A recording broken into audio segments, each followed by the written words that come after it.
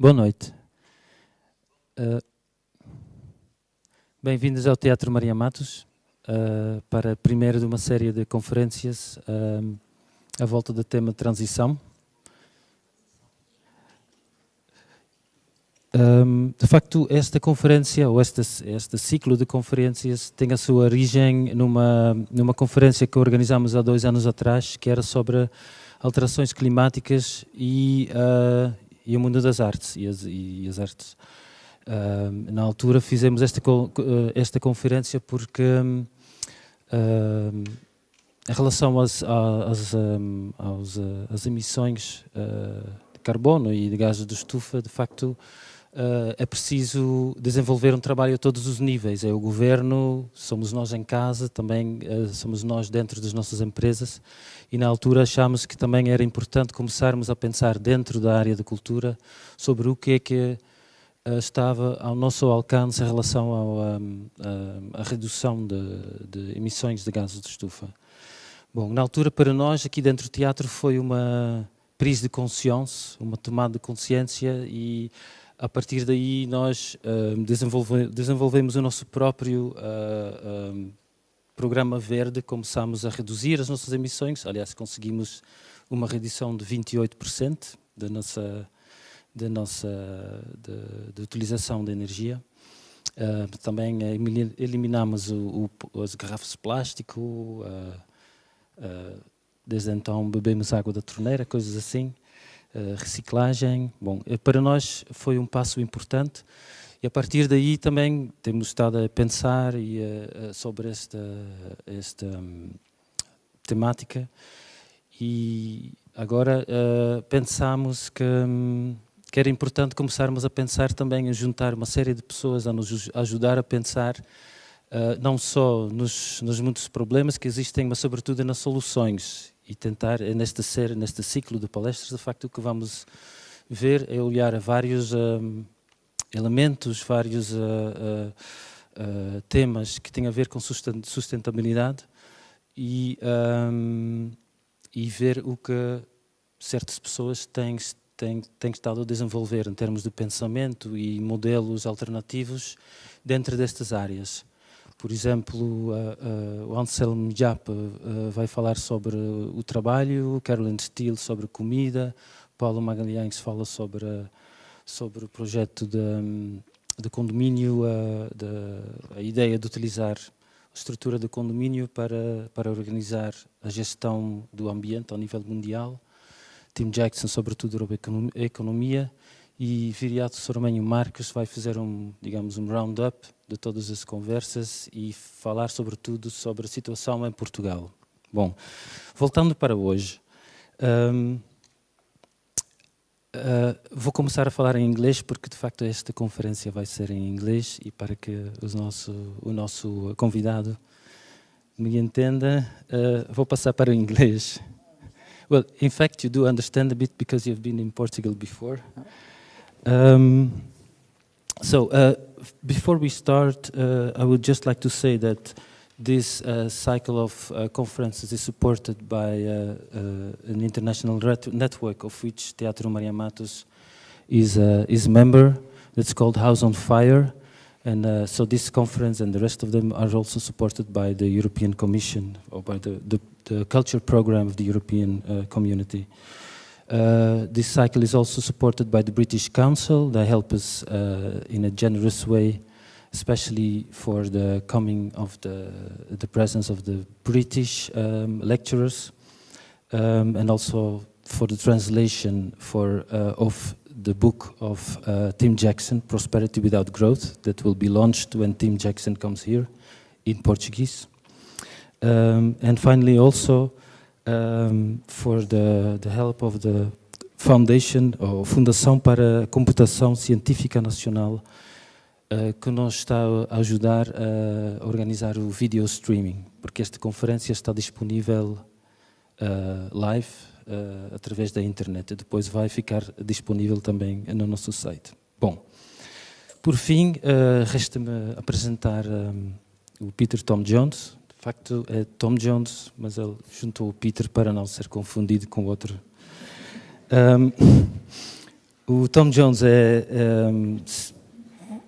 não, agora estou a voltar para português. So, Tom Jones is a senior investigator in industrial ecology and sustainable materials management at the University of Leuven.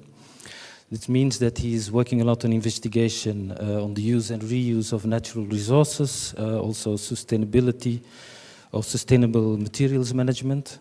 Those are his areas, and in fact they are very relevant nowadays when we are talking about peak oil, peak everything, so we're nearing the end of all resources, or a lot of important natural resources. What is very interesting and why I'm very happy to have Tom Jones here is that he is also an activist in the whole transition movement in Belgium, or more specifically in Flanders. He's been very, very active. He's, for instance, a founding member of the Transition Network on Sustainable Materials Management. He's a member of the ecological think tank, which is called Terra Reversa. He's also president of Clean Tech Flanders, which is an organization that brings together a number of enterprises, private enterprises, to support the clean technologies. He has written maybe hundreds of articles, various books also on the topic and of sustainability and transition management. He has given over 500 lectures, and he's also part of a new interesting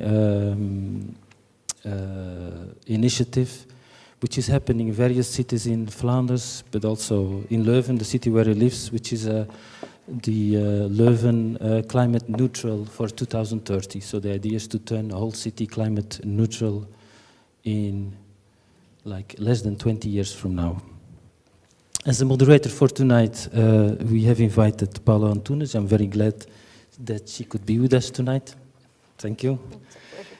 She is professor at the Department of Environmental Sciences and Engineering at the Universidade Nova here in Lisbon. So she's teaching environmental management.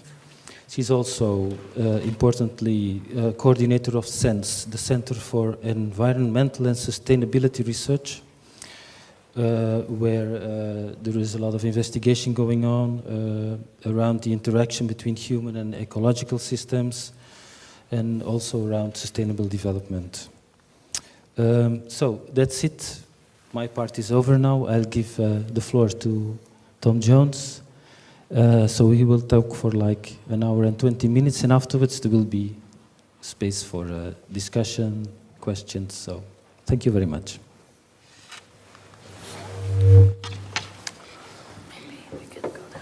Okay, boa noite, or boa tarde. I don't know where you start with the boa noite in Portuguese. Thank you, Mark. Dankjewel, Mark.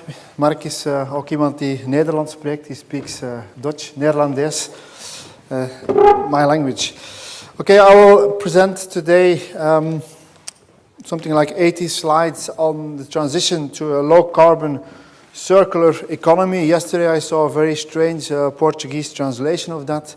I'm not going to try to repeat that, but it's about a low-carbon, climate-friendly, circular economy. There's 4 things I want to do today. First of all, I want to start with showing you the urgency, or at least my perspective on the urgency of the entire socio-ecological crisis that humanity faces at the moment. Secondly, I want to introduce the whole methodology of transition management, or in Portuguese, I understand, gestão de transição. And then thirdly, I want to try to translate that into the field of sustainable materials management, particularly with the attention towards natural resources. And fourthly, I also want to challenge the city of Lisboa and the actors living and working in that city. So that's the 4 goals of this lecture. I will start with introducing a concept that we use in the ecological sciences, the Anthropocene. I will then go to the main part of the presentation where I will introduce the concept of transition management as a new framework. I will address the issue of sustainable materials management, and I will finish off with repeating the secondary or ancillary benefits of transition management, climate policies, and sustainable policies in general. Okay, let's start with the Anthropocene, which is a new term which was developed to try to define the present geological era. I will immediately come back to that particular concept, the Anthropocene. But before I do that, I would first like to try my Portuguese. And this is actually my favorite quote from an American economist, I believe. It was translated here into Portuguese, and it was also used to introduce this series of lectures. Alguém que acredite que o crescimento exponencial pode continuar infinitamente no mundo finito ou é louco ou é economista. I think that's very nice and it's very well said, and it was actually said by an economist, so at least he knows his own problems. Why do we give this as an introduction? Well, this is very straightforward for me, but unfortunately not very straightforward for the average politician today. The belief that we can grow infinitely on a finite planet is completely crazy. We should really start realizing that the economic system is a subsystem of a surrounding ecological system, Earth, and is fundamentally dependent on that functioning of that particular system. Without that metabolism, it is impossible for an economy to survive. An economy needs inputs, resources, produces outputs, and thirdly, the ecological system also has essential functions to play for humanity. Without these ecological services, humanity can't live, can't survive on this planet, which might be very interesting for bacteria, but not for human beings. I'll come back to that later. So that's a fundamental starting point. It's a starting point of the ecological economics. The economy is a subsystem of ecosystem Earth, a statement which was made a long time ago by Herman Daly, one of the most famous American ecological economists. Now, if you look at these three functions, you will see that we are in trouble. And of course, what I'm saying now is nothing new, but I want to give my perspective on these particular issues by combining an economical view with an ecological view. So first of all, if you look at the inputs for our economic system, we have our resources, and we are increasingly being confronted with the scarcity of resources. Maybe not the absolute scarcity, but at least the relative scarcity. This is particularly the case for what we call the non-renewable materials, which we can divide between the energy materials and the non-energy materials. Mark already spoke about peak oil, at least the peak in the conventional oil production, which is already upon us. We are not seeing the true effect of this because it is shielded by the production of unconventional oil, tar sands, for example. But fundamentally, peak oil is already there. And a similar story can be said about natural gas, about coal. Those peak moments are not there yet, but someday in the future, in a business as usual scenario, they will come.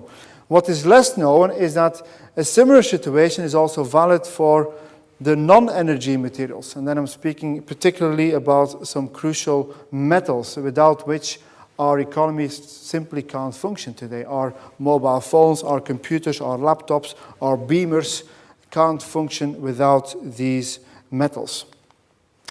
And very relevant in a European context, and you can believe me, but the European Commission really understands this very well at the moment, is the vulnerability of our continent. People don't realize this, but Europe, in fact, is the poorest continent in the world. If you look at our natural resources, we are completely depleted. We have almost nothing compared to North America, Canada, Latin America, South Africa, Australia, and, as you all know, increasingly important, the role of China in the whole geopolitical picture in this world. If you look at Europe, and this is a figure which was first published in New Scientist, you see that the large concentrations of critical minerals are not, in fact, on European soil. The only raw materials we have which are critical can be found mainly in Greenland, but you can, of course, question if this is, in fact, Europe or not. So as I said before, the European Commission perfectly understands the situation.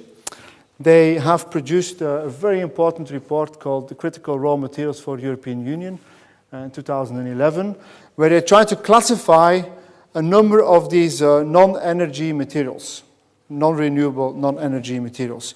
And they try to divide these materials along two axes. One is related to the economic importance of that material. And on the other hand, we are speaking about the concept of supply risk. And depending on the combination of the economic importance and the supply risk, you end up in a different category. And what is very crucial is this group of 14 critical raw materials for the European Union, which have a high supply risk, but also a high economic importance. And the supply risk is basically a new term. We are not used to this. The supply risk means that there is a chance that the supply of a certain material towards Europe will be jeopardized, will be sealed off, or will be drastically reduced. So raw materials, just to define it, are labeled as being critical when the risk of a shortage in supply is higher compared with other materials. And this is related to a number of different factors. It's about the availability of resources. Not every country in the world has the same mineral resource, that's quite clear. But it's also about the other two factors, the low substitution rates and the limited recycling levels. So for those materials which are very difficult to recycle or which are very difficult to substitute by another material, they are essentially very critical. If you look at these different materials, and some of them for you might have quite exotic names, such as the rare earths, the rare earth metals, they are here in this graph. They have the highest supply risk. I will come back to them immediately.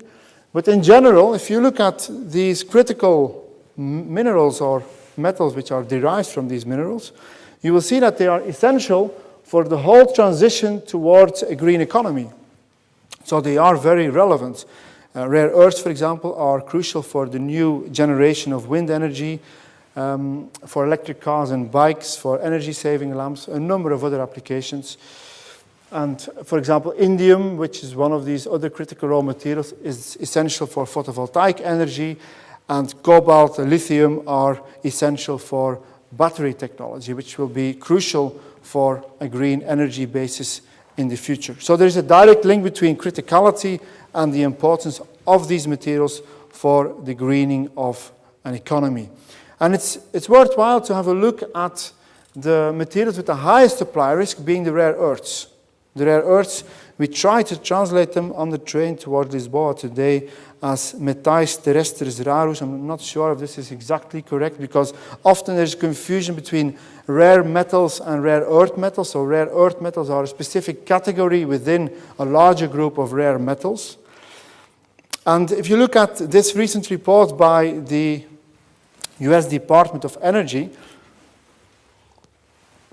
they not only looked at the possibility of a supply risk for the United States in this case, but they also looked at the importance of these metals for a green economy, for clean energy in this case. And you see this, the groups of metals which are at the top right of the graph here have a high supply risk and are also very important to the greening of the energy basis of our economy.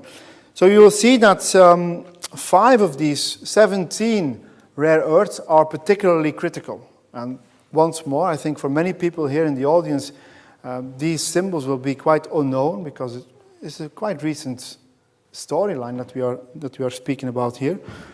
So I don't know if anybody knows here in the audience what these elements stand for, but these are the 5 most critical ones. It's neodymium, europium, terbium, dysprosium, and yttrium.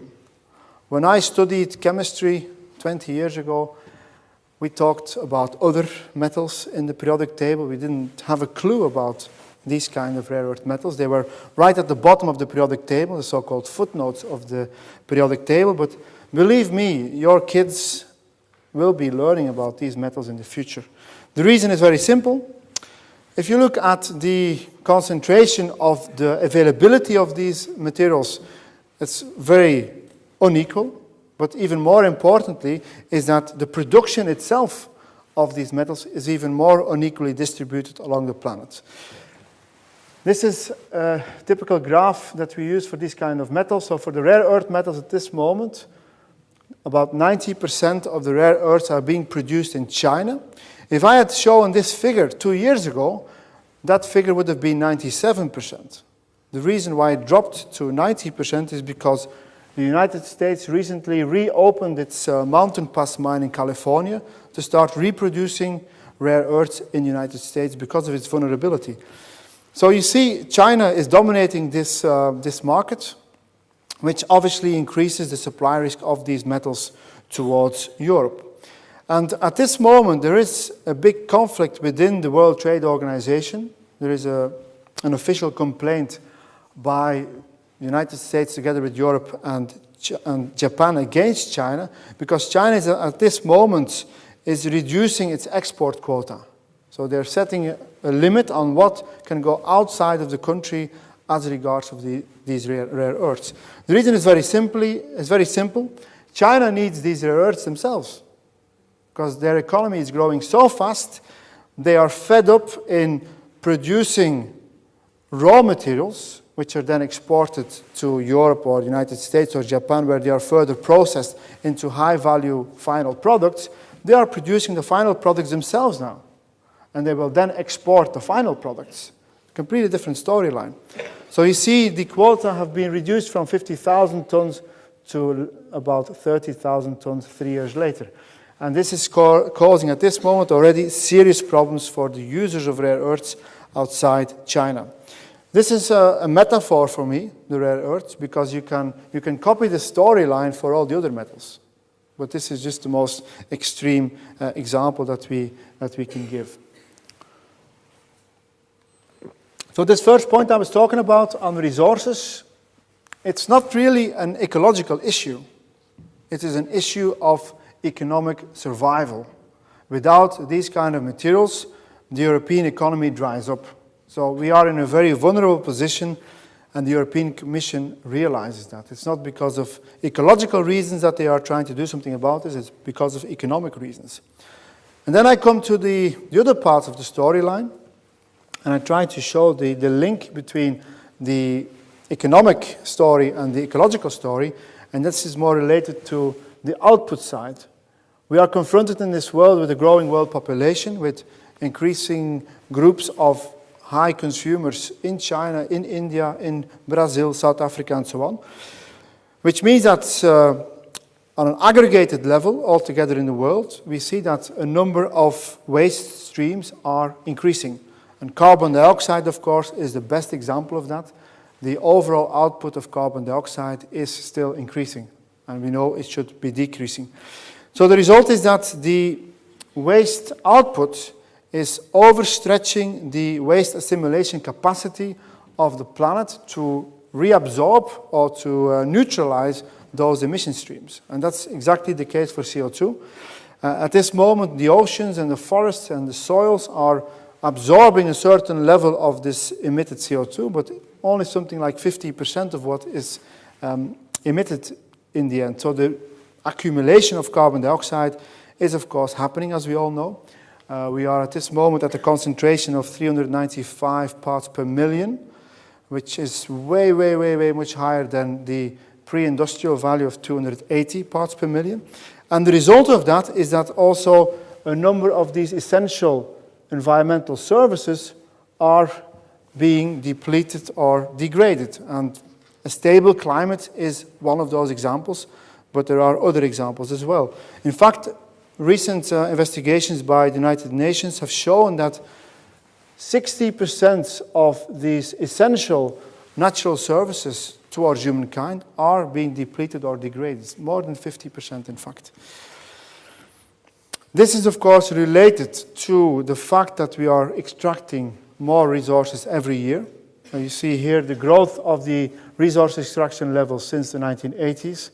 This is a figure from the European Commission.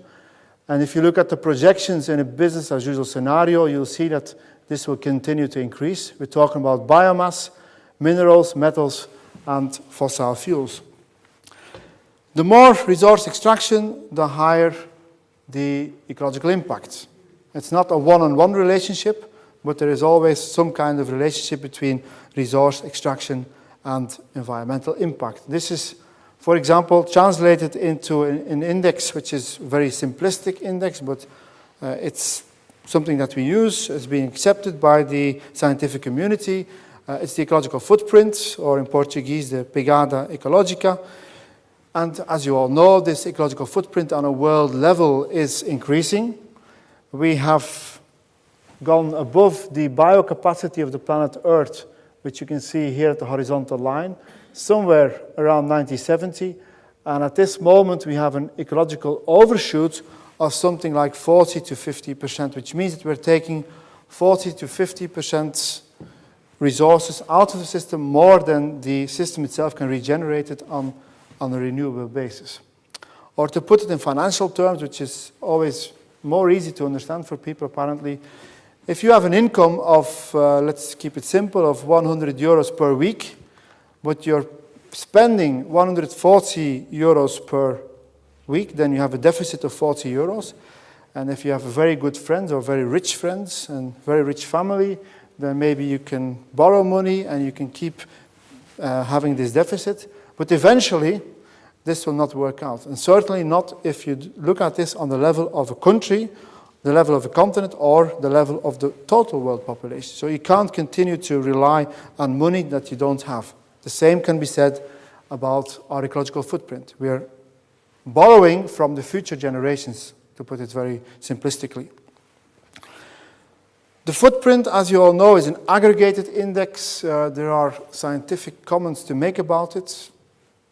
What we can't discuss any further is the existence of what we call so-called tipping points.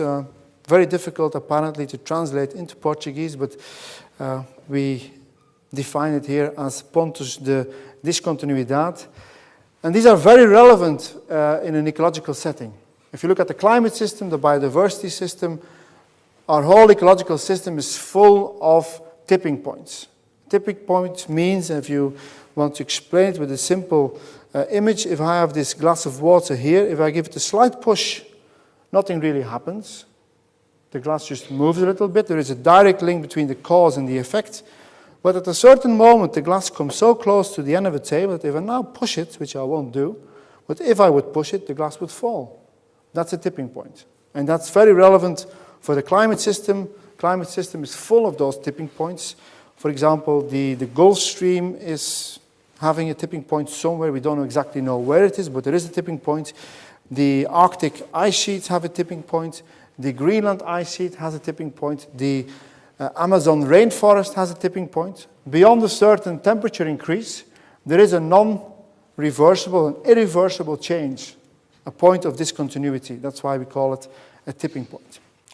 You see this here also for a typical graph used by the UNEP Global Biodiversity Outlook reports.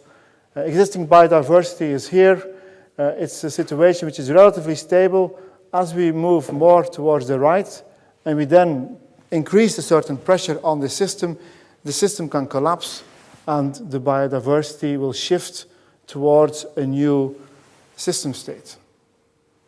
This is very relevant in general in the ecological context. For example, the Greenland ice sheets. There are some discussions about where exactly the tipping point is, but it's certainly not much higher than 2 degrees. If you go higher than 2 degrees warming on average, the Greenland ice sheet will melt fundamentally, and this will be irreversible, which means the sea level will rise with 7 meters. I don't know how bad this would be for Lisboa, as most of the buildings are higher up, but for my region, the north of Belgium, Flanders, this would be a catastrophe because we are just above the sea level. So a big part of my country would just disappear if you have a sea level rise of 7 meters. A historical city like Bruges would not be there anymore. It would just be flooded. So I think this is something serious to consider and to think about. In the ecological sciences, we define the concept of a safe operating space. A safe operating space for the humanities, for humankind. So this is the region, as long as we stay within certain borders, we are relatively safe. If you go beyond those borders, we come into a very dangerous zone. And here I show probably the most cited paper of the last years, being the paper of Johan Rockström in the top journal of Nature, where a number of top scientists, environmental scientists, have defined the so-called safe operating space for humanity. This is the green circle. If we go beyond the green circle, we enter the danger zone. And they've tried to do this for 10 of the most important global environmental problems, with climate change, acidification of the oceans, ozone depletion, biodiversity loss, and a number of others. They've also tried to pinpoint the current situation for these particular problems. That's what you can see on the graph in red. If you look at this figure, you will see that for 3 out of the 10 problems, we have already breached the planetary boundaries. Biodiversity loss is happening at a rate which is 100 to 1,000 times faster than the natural background signal. The global nitrogen cycle is completely disarranged. And of course, as you all know, for climate change, we are also on a very dangerous path, which was recently defined, and this is not by green fundamentalists who want to go back to an eco-primitive world. No, we're talking about Davos here, about the World Economic Forum, who recently spoke about the tempestade perfetta, the perfect storm, which is the combination of the economic crisis with the climate change problem. Because the economic crisis is making us ignore a much larger problem on the long term. And because of the lack of money on the short term, we don't invest in avoiding this much bigger problem on the long term. And combined, they form the perfect storm. In this theater 2 years ago, Mark, we had a conference called Dois Graus. In fact, if you look at the literature now, we're already speaking about 4 degrees. A recent report by the World Bank, why we should avoid a world which is warming with more than 4 degrees. Because simply, the 2 degrees limit is basically already passé. It's very difficult to still stay under that level of warming. Why? You see on this figure here, also taken from Nature, in black you see the historical emissions since 1990 on the world level. You can see them increasing. And then you see the different scenarios for the future. The gray scenario is a business as usual scenario. This is a world in which we continue to burn oil and tar sands and natural gas, coal, and so on. This would take us to a world which will be completely inhabitable. It will be a lot more than 4 degrees warming, completely impossible for many parts, at least, of the world to survive. The most realistic scenario at the moment is this one here in the dark red. That's a scenario in which all member states in the world would agree to what they have agreed before and would actually do what they should do. These are the so-called pledged emission cuts. If every country in the world would do what it has said that it would do, which is always very questionable in this international setting, this would take us to a warming of 3.5 degrees, which is substantially more than the threshold for the Greenland ice sheet, for example. It is also more than the threshold for the Amazon rainforest, which would simply die and would be replaced by some lower state type of system. If we want to avoid the 2 degrees Celsius, we should follow the orange line. And this means that we need to have a peak, not in oil production, but in CO2 emissions. And this peak should come not tomorrow, but yesterday. And this, of course, is politically very difficult to realize at the moment. So you see that the most realistic scenario is that we will end up somewhere here, which is a warming which will be more than 2 degrees Celsius, and which will confront us with fundamental changes. And we have to get ready for those changes. That's something I will continue to talk about later in the second and third part of this presentation. Now, what's also important for me in this context, and I say this as an engaged civilian, is the fact that climate change is already causing a number of casualties in the world, and this is with a warming of less than 1 degree Celsius. We're not even talking about more than 2 degrees, but the present warming is already generating casualties, and the strange thing is that 95% of these casualties are happening in the countries which were not responsible historically for the problem. So this is a gross climate injustice. And the countries who are responsible historically are only having 5% of the casualties at the moment. Although that is changing, I would say, if you look at recent events in Australia, in the United States, think about the hurricanes Nemo and the other one which they recently had, Sandy, it's creating a massive economic failure and very, very high cost. Okay, just to finalize this first part, and this is the most depressive part of the presentation, but then I will start talking about solutions. But I think it's also very important to realize the challenge that we are facing. I don't want to be lying about that. We have to be honest. We have to look at reality. What I'm talking about here is not tree huts. I'm not talking about eco-primitivists, about green fundamentalists. I'm talking about the best available science that you can read in Nature and Science at the moment. So now I come to the term Anthropocene. The Anthropocene was defined a number of years ago to indicate that the official geological era that we are in at the moment is the Holocene. That's the era which started 12,000 years ago at the end of the last ice age, and which in fact has been one of the most interesting episodes of this planet because it realized very stable conditions in which human societies could flourish. Human societies were built during this period. Since the end of the last ice age, we had the agricultural revolution, and after that we had the industrial revolution, and cities were born and cities were maturing. As far as we know, this is the only system state of this planet which can support, on the long term, a large global population and complex contemporary societies. That's why recently a number of geologists have proposed to define a new term, being the Anthropocene, which is the new geological era, which is dominated by humankind, in which the power of humanity has increased enormously, but also its vulnerability. And that's the paradox.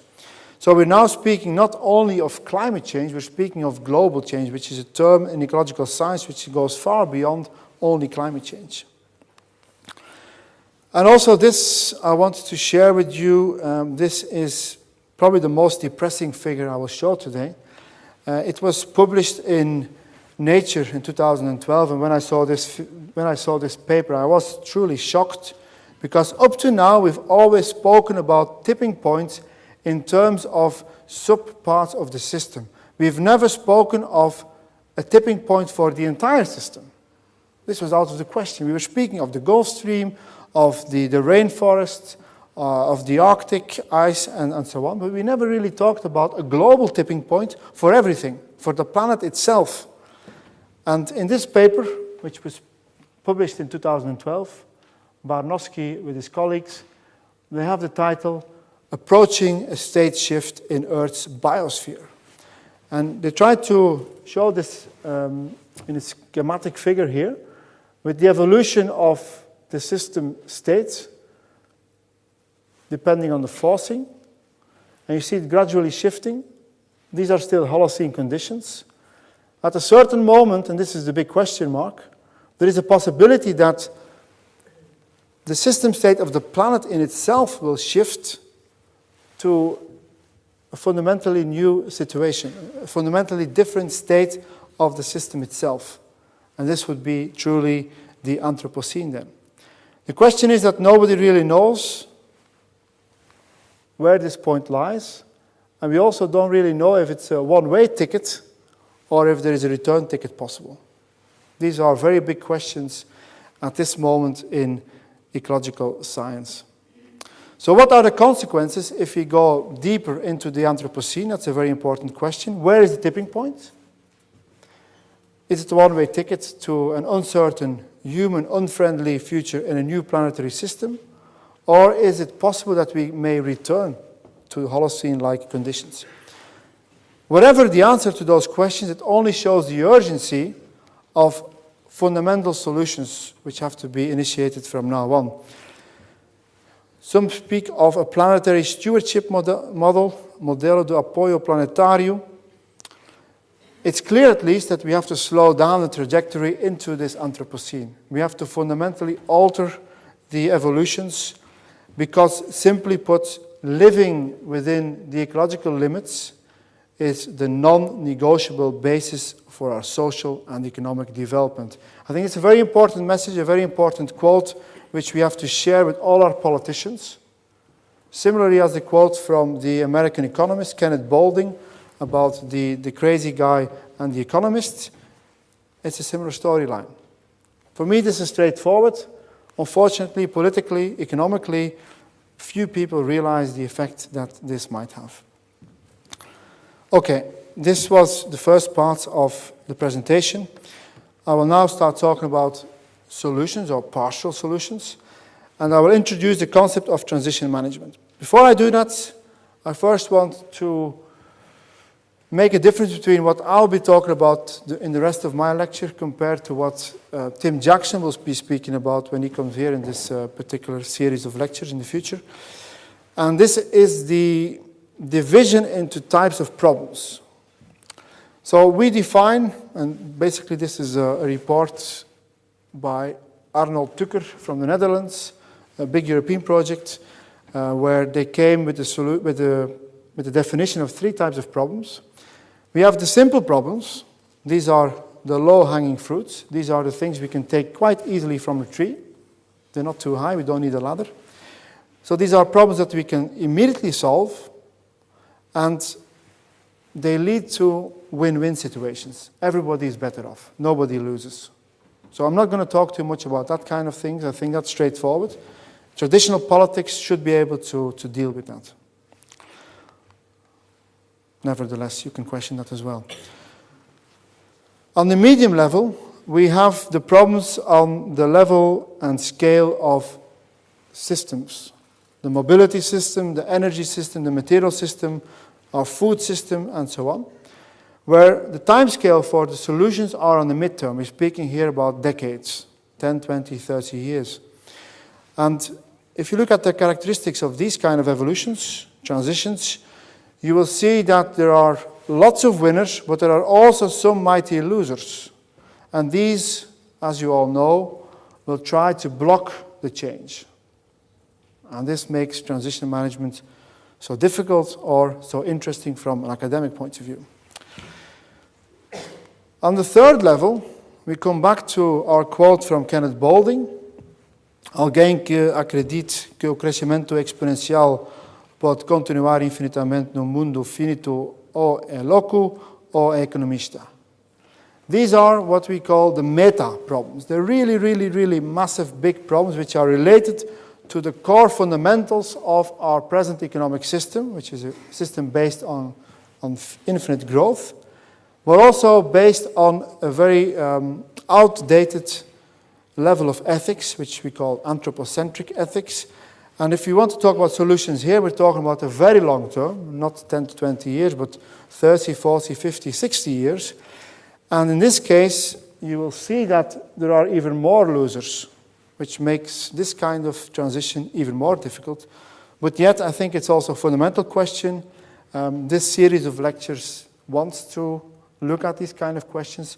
I could look at this kind of question as well, but I've chosen to concentrate on the medium-term problems because I know that Tim Jackson will be speaking about his book, Prosperity Without Growth, and that's really about envisioning a new kind of economic model which is not dependent on minimum consumption growth for its own stability. So I will not come back to this in this lecture.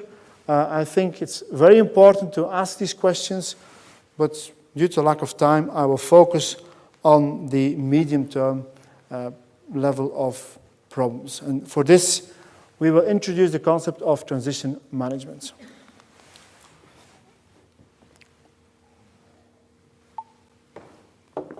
I'm not sure if people here in the audience are familiar with this new way of thinking. It's something which has come out of the Netherlands. It was for the first time developed at the University of Rotterdam by a person called Rotmans. And then this later spread across Europe, and in fact in Belgium it's really being used very, very consistently now to look at systemic change in a new way through a new governance model which is fundamentally different from how we did politics and governance in the past. I will try to introduce the basics of this, knowing that it's a very complex thing. It's difficult to do this in a very short time, but I will give you the basic aspects of transition management, which we translated, I'm not sure if this is correct, but we translated this as gestão de transição. And one of the founders of transition management, Dirk Loorbach, also from the University of Rotterdam, he defined it as follows in 2007, so you can see it's very recent. We are facing persistent societal problems of such complexity that we cannot easily solve them by means of traditional approaches. Sustainability cannot be delivered by top-down methods or bottom-up innovation. Governance approaches are required which are able to take into account, and here it's very important, a long time horizon, first important issue, a multitude of actors with different perspectives, different levels of scale, and within this Anthropocene context, a very uncertain future development. By taking societal complexity as a point of departure, transition management offers an integrative framework for social innovation towards sustainability. Or if you want to refer to certain movements within the philosophical world, where we've had this big thing about postmodernism, which was very good in deconstructing things, but not very good in reconstructing things. So transition management is what I call postmodernismo. It's beyond postmodernism. It's the constructive phase again. Now, if you look at the sustainability issue, for me there are 7 combined transitions required. First of all, if you look at our production and consumption cycles, and we look at the overall ecological impact they have, we know from the SCORE network in Europe that the combination of housing, food, and transport is responsible for something like 80% of our eco-impact. So these are the 3 domains which we really need to tackle. To do this, we need, of course, fundamental transitions on the level of energy, materials, also financial. I don't think I have to explain this to the audience here in Portugal with the whole economic crisis, the lack of money, and many wrong choices which are made today. But that's quite evident that a financial transition is also required. And seventhly, also on the level of culture and education, we need to rethink everything. And Maria Matos, I think, is part of that part of the transition. Now, very important here on the level of system thinking and total solutions is that we have to avoid rebound effects. Difficult, apparently, to translate into Portuguese. Efeitos de ressalto, or maybe there are better translations possible. And I always show this metaphor here. This is a picture of the penguins in the Antarctic and eco-tourists visiting with a nice glass of beer or whatever, visiting the penguins in the Antarctic. Because that's what's happening. We see a global rise of people doing this kind of ecotourism. Now, often what we see is that solutions in one domain, for example, housing, are leading to an increase in ecological impact in the other domain. And that's typical for the present situation. A lot of people, especially in Belgium, this has been very, very active. A lot of people have invested in the energy efficiency of their house. They've installed insulation, solar panels, they got subsidies for this, and they start making money out of it. And so their energy bill drastically reduces, which is a good thing, of course. They save money, but then they use this money to go and visit the penguins in Antarctic. And the consequence, of course, is that the eco-impact of this family is not decreasing, it is increasing. It's actually not the rebound effect, it's worse than the rebound effect. It's the Jevons paradox, which is a step further, the increase of total impact. So be careful for rebound effects. Try to make sure that solutions are on an integrated level. Okay, the basics then of transition management. The basics of transition management is that we start with developing what we call a transition arena. A transition arena is a group of 15 authentic leaders from different domains coming together with a certain mandate to do that for a certain system problem. It can be materials, it can be energy, it can be mobility, it can be culture in general, a specific system which has persistent problems of sustainability. These 15 people are leaders, they have a vision, they have the power to change things. They come together, they come from different networks, they come from governments, they come from companies, from universities, from civil society, from the culture sector, and you bring these people together. They start with analyzing the present system. For example, the present mobility system in Lisboa. Lots of cars, that's for sure.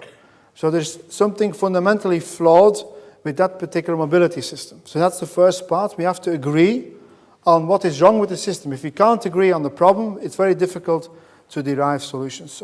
So these 15 people coming together, first of all, have to spend some time to agree on what is the problem. The next step, and this is 40 years fast forward, we think of how should the system be in 40 years? Or, to use an example here, what would Lisboa be like in 40 years? What would be the ideal Lisboa city in 40 years? That's the nice part of the exercise. You can dream. You can dream about what it should be, how it should be. The next step is then to define the transition paths from the present system towards this envisioned future. And the fourth step is then to really start experimenting with nice projects, with visible projects, to show that this transition is indeed possible. Now, this may sound very abstract to you. It sounded very abstract to me the first time I got to hear about this. But I can assure you, in the meantime, we have done this in many parts in Europe with medium to large successes. Before I give you some examples, I will also introduce a second very important concept. So we have the multi-level perspective of transitions. The idea is that in transitions, we see that there are three different levels. There is, first of all, the socio-technical regime. That is the dominant structure and culture and practices within a particular system. And for example, the mobility system in Lisboa is based on cars which are being driven based on gasoline, on petrol. That's the fundamental of the mobility system here in Lisboa. Of course, also in many other parts of the world, this is the same case. Or for the food system is based on the destruction of the seasons, on importing food from all over the world, very rich in meat consumption. Again, that you can define as a dominant system. Now, there are two different levels. There is a level which we call the landscape. The landscape level is all those things which are happening at a higher level which we can't control in the short term, here and now.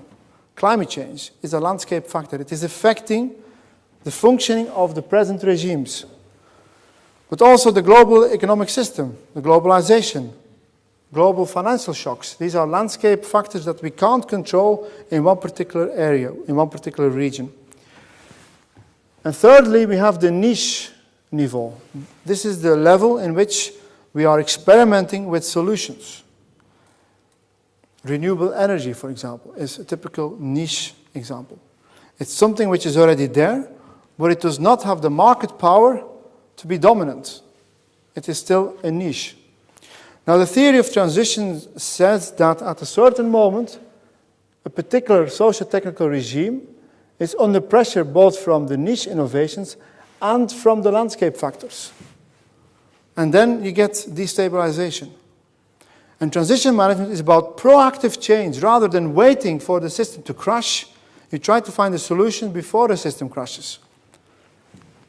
With, in the end, pressure from the niche, pressure from the landscape, resulting into a new, stable regime, a new way of doing things, a new energy system, a new material system, a new mobility system.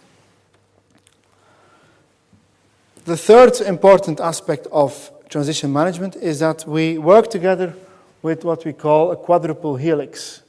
I don't know for people who are familiar with these kind of terms, but typically we speak of a triple helix. And this was a massive innovation where we said that we need combinations of people from the universities, with the government, and with the companies.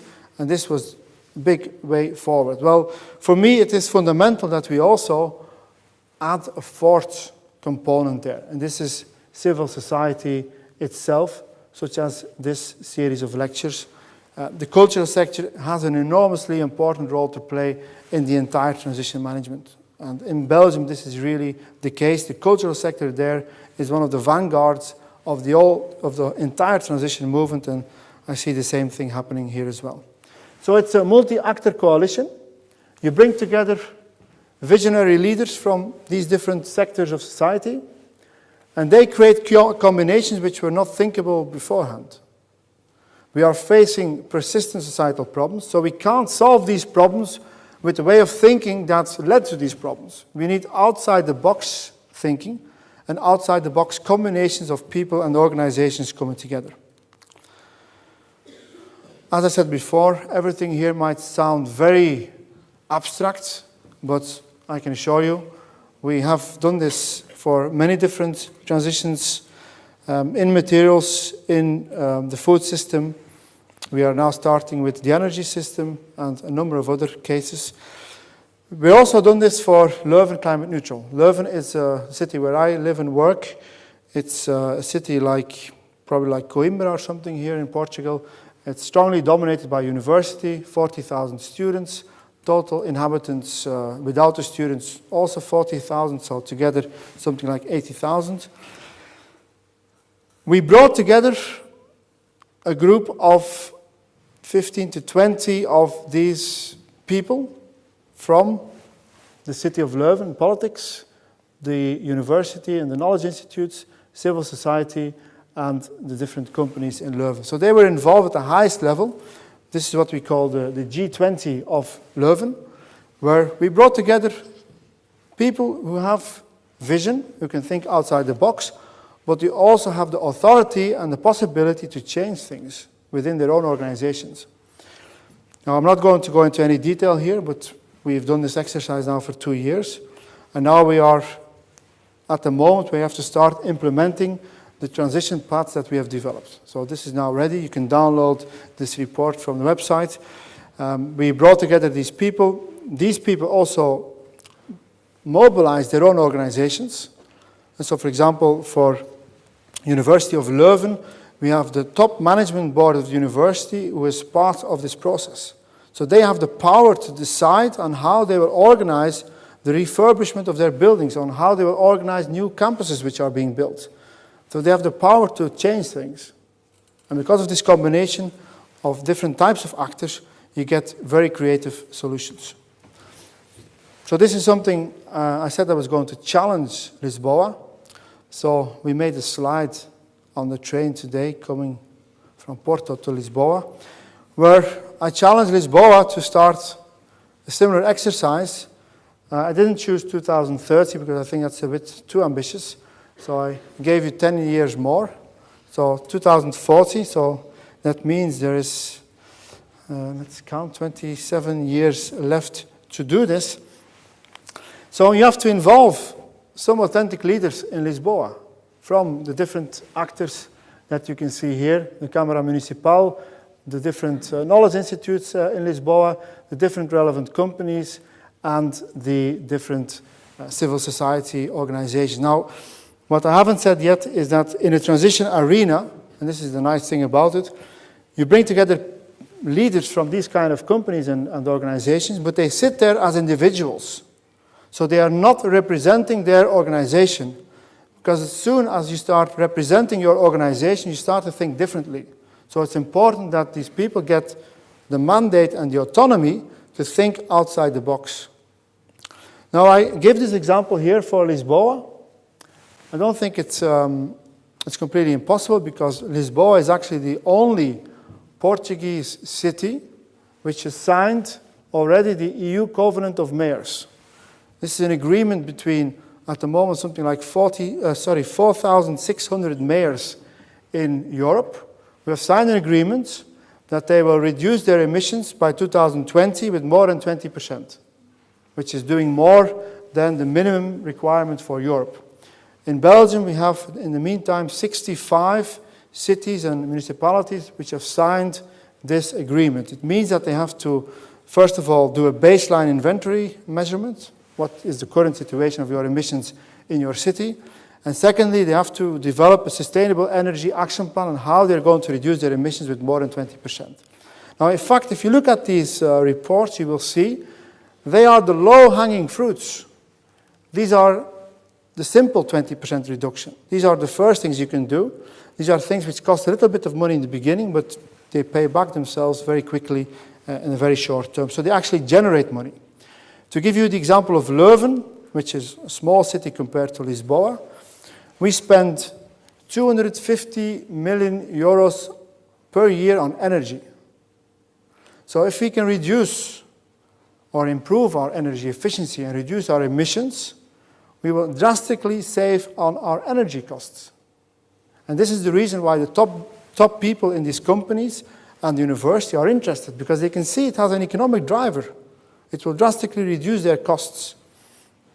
So I'm sure that this could also happen here, provided you bring together the right people. This is very important. Don't bring the regime players in there who are not willing to change anything. So you have to keep them out such a transition arena. It has to be people who are willing to think outside the box. We have the autonomy to do that and the power and the capacity to do so. Okay, I now come to the next part, which is now looking at a number of transition paths for sustainability, particularly for energy, but even more importantly for materials management. And if you look at the transition paths, we make a big subdivision between two types of transition paths. The first is, let's call it technology-driven. The second is behaviorally driven. But when we speak about technological change, we have to be very clear on what are we talking about. And here I want to warn for a too high belief in technology. And I'm saying this as an engineer. So I think I have the right to be critical about the role of technology itself. Because we are facing what we call an innovation paradox. We see on the one hand that innovation is being used continuously to drive an unsustainable world. Tar sands are now being exploited in Canada to produce unconventional oil. This has been a massive level of innovation required, but it's not what we want. It's completely unsustainable. So innovation has been a driving force for unsustainability. And on the other hand, and this is a paradox, without innovation, we've got no chance. So the big question is, what kind of innovation do we need? And that's what we like to call innovation 2.0, which is innovation for sustainability. And the European Commission starts to understand this as well. They speak of the grand societal challenges, where projects have to try to solve those particular problems. So it is challenge-driven research instead of market-driven research. Tar sands being developed is a purely market-driven innovation. It generates money within the present system where CO2 is not really priced. If you go to challenge-driven research, you get totally different outcomes. And just to show you the relevance of all the different slides that we are showing here, the European Commission always speaks about 6 or 7 grand societal challenges. These are the big topics to tackle and to solve. And you see that 4 or 5 out of these challenges are directly related to the sustainability issue that we are dealing here with this series of conferences. Bio-based economy, food security, clean energy, clean transport, resource efficiency, and climate in general. These are the big societal challenges, which means that all the billions of euros which will be spent on research and innovation in Europe in the next 6 years will have to tackle these problems. So in a way, European Commission understands the importance of challenge-driven innovation. So just to repeat, such a transition is much more than technological evolution, technological innovation.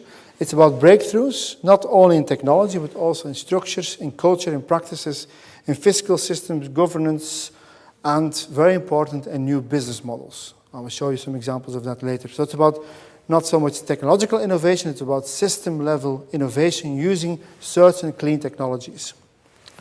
Okay, let's be a bit more concrete now, a bit more specific. If we speak about the energy transition, what are the big aspects there? Well, first of all, it's about, and this is the most important one, it's about energy efficiency. Drastically reducing the amount of energy that you need. Very relevant in the housing sector. For example, to give you the figures of Leuven, our baseline measurements show that 60% of the CO2 emissions in Leuven are directly related to buildings. So if we can solve this problem, we solve 60% of the total problem. And this is directly related to energy efficiency. It's about being more efficient in insulation, in design of our houses, or refurbishment of our buildings, residential and non-residential buildings. Secondly, it's about reusing residual heat, not wasting residual heat, which is often, or most often, the case. Thirdly only, it's about developing renewable energy. So first, we deal with energy efficiency, and then we start talking about renewable energy, not the other way around, which is in many cases happening. And fourthly, this is also very relevant in European context.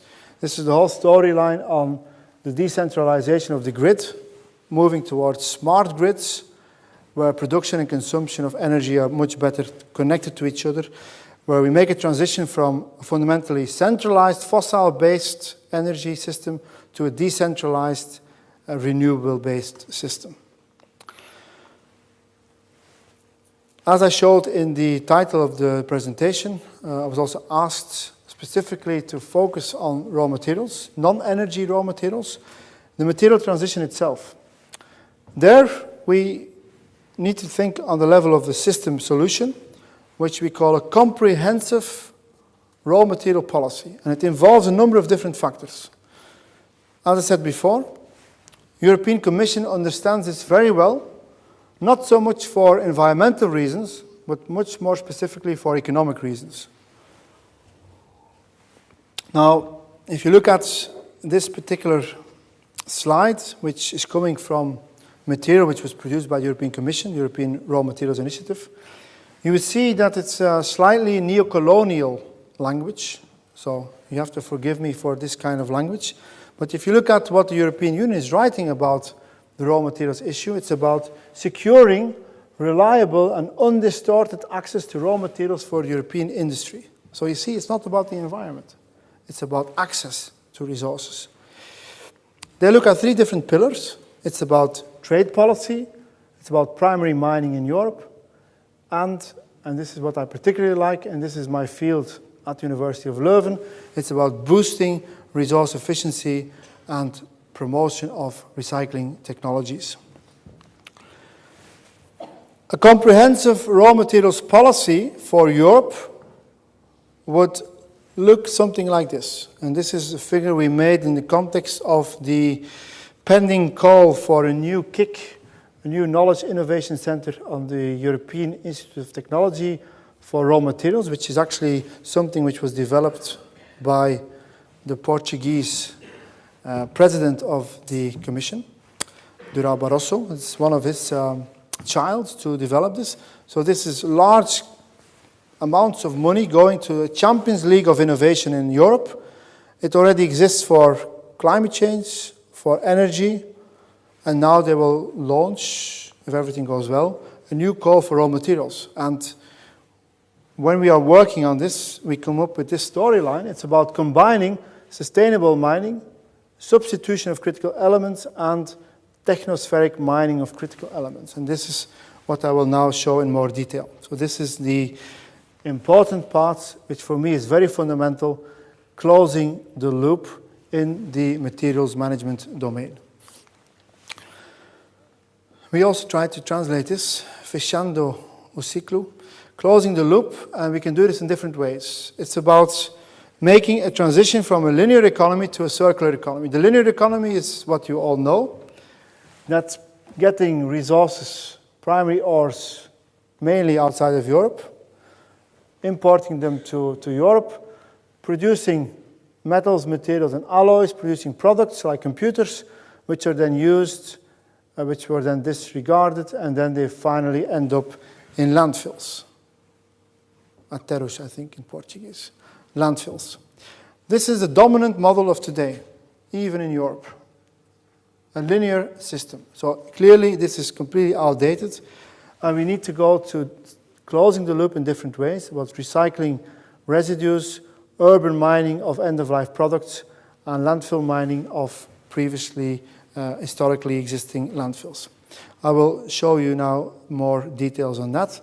Before I do that, just to give you the European scorecard on the treatment of municipal solid waste, which we translated into lixo municipal. I'm not sure this is the official Portuguese translation of that, I don't think so. Anyway, if you look at the treatment of municipal solid waste, so this is your general garbage that you produce in your house, you will see that there are countries like Bulgaria where 100% of the garbage is being landfilled. 100%, there is no recycling, there is no energy recovery whatsoever. There is nothing. It's just being landfilled completely. Then you have the other extreme, which, for example, is Denmark. In Denmark, there is no landfilling anymore. The same is true for the Flemish region, the north of Belgium. There's no landfilling there either.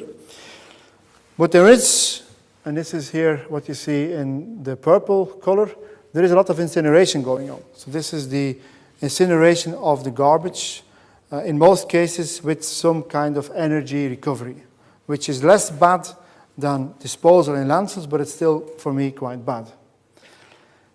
So this is the European situation. Portugal is somewhere halfway the table there. So you see that even in Europe, which is always speaking about a circular economy, always speaking about the importance of recycling, that in fact, in reality, we are very poor in this domain. And then I'm not showing you any graphs of Latin America or Africa or Asia, where the situation obviously is even much worse. Now, why is it so important to recycle? Well, if we look specifically at the situation of metals, and I'm coming now back to the discussion on critical raw materials, if you look at the difference between the energy requirements that you need to produce primary metals versus recycled metals, you see the difference is enormous. And the typical example is aluminium. If you produce aluminium from bauxite, you need 200 megajoules per kilogram of aluminium. If you produce aluminium based on the recycling of aluminium waste, it is 95% less. So it's less CO2, less energy consumption required. If you go to specialty metals, critical metals like platina, you see the difference between primary platina and secondary platina is even much bigger. So obviously, recycling metals is crucially important. Once more, we always speak about recycling, but where are we? Where are we today in the world with recycling? These figures are quite confronting. These are the end-of-life recycling rates for the 60 metals in the periodic table of Mendeleev. And you see the different color codes. Everything in red is being recycled less than 1%. Less than 1%, global average. So our rare earths, which are situated here, are being recycled less than 1%. This is completely crazy. Now, why is this? One of the main reasons for this is that our products that we are developing are becoming increasingly complex, making the recycling also very complex. The mobile phone of today, but not my phone because this is a cheap one, but the expensive smartphones, they contain something like 60 different elements from the periodic table. So to recycle a mobile phone today is a major challenge. But that's not the only issue. The other issue is that a very large fraction of our electronic waste is being illegally transported to Africa, India, China, and so on, and is then treated in this very environmentally friendly recycling method.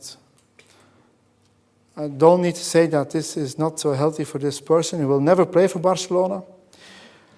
And the recycling rates obviously will also be very poor.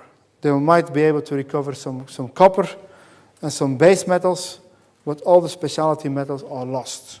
And this is a shame for a health reason, and it's a shame for critical material reason. So if you want to solve the recycling issue for metals in particular, we will have to have a system-level solution again. So we have to look at the entire value chain of the recycling process. And this starts with the household separation, collection, logistics policy, the dismantling and pre-processing, and then the final pyrometallurgical or hydrometallurgical metal recovery. If your mobile phone, at the end of its life, ends up in your traditional garbage bag, it will probably be incinerated, and your rare earth metals in here will be lost forever. So it's about making sure that this does not end up in your garbage bag. So it's about waste separation at a household level. So you need to create the conditions and the incentives to do that. And we have a long way to go in Europe to organize this system. The EIT, European Institute of Technology, which will launch this call on raw materials, should try to look at this in a comprehensive, holistic way, where we look at all different parts of the cycle. Because what we, for example, in Belgium are doing quite well is the whole issue of urban mining, which was translated in Publico yesterday by Mineração Urbana. I don't know if that's correct. Urban mining is done by a company like Umicore, which was not translated correctly in Publico. Umicore being a global company, but is situated mainly in Belgium. They're the global leaders in recycling of primary of specialty metals, mobile phones, for example. But this is only basically dealing with that part of the storyline. So if the collection goes wrong, or this goes wrong, then we can have the most perfect and efficient recycling process on a pyrometallurgical level. It will still have a very low overall recycling rate. So to have a high overall recycling rate, you need to deal with this part, and that part all together. So exploiting the urban gold mine, it's a nice example here. I think very interesting to look at the differences between the gold concentration in a typical gold ore, this one coming from South Africa, 5 grams of gold in 1 ton of gold ore.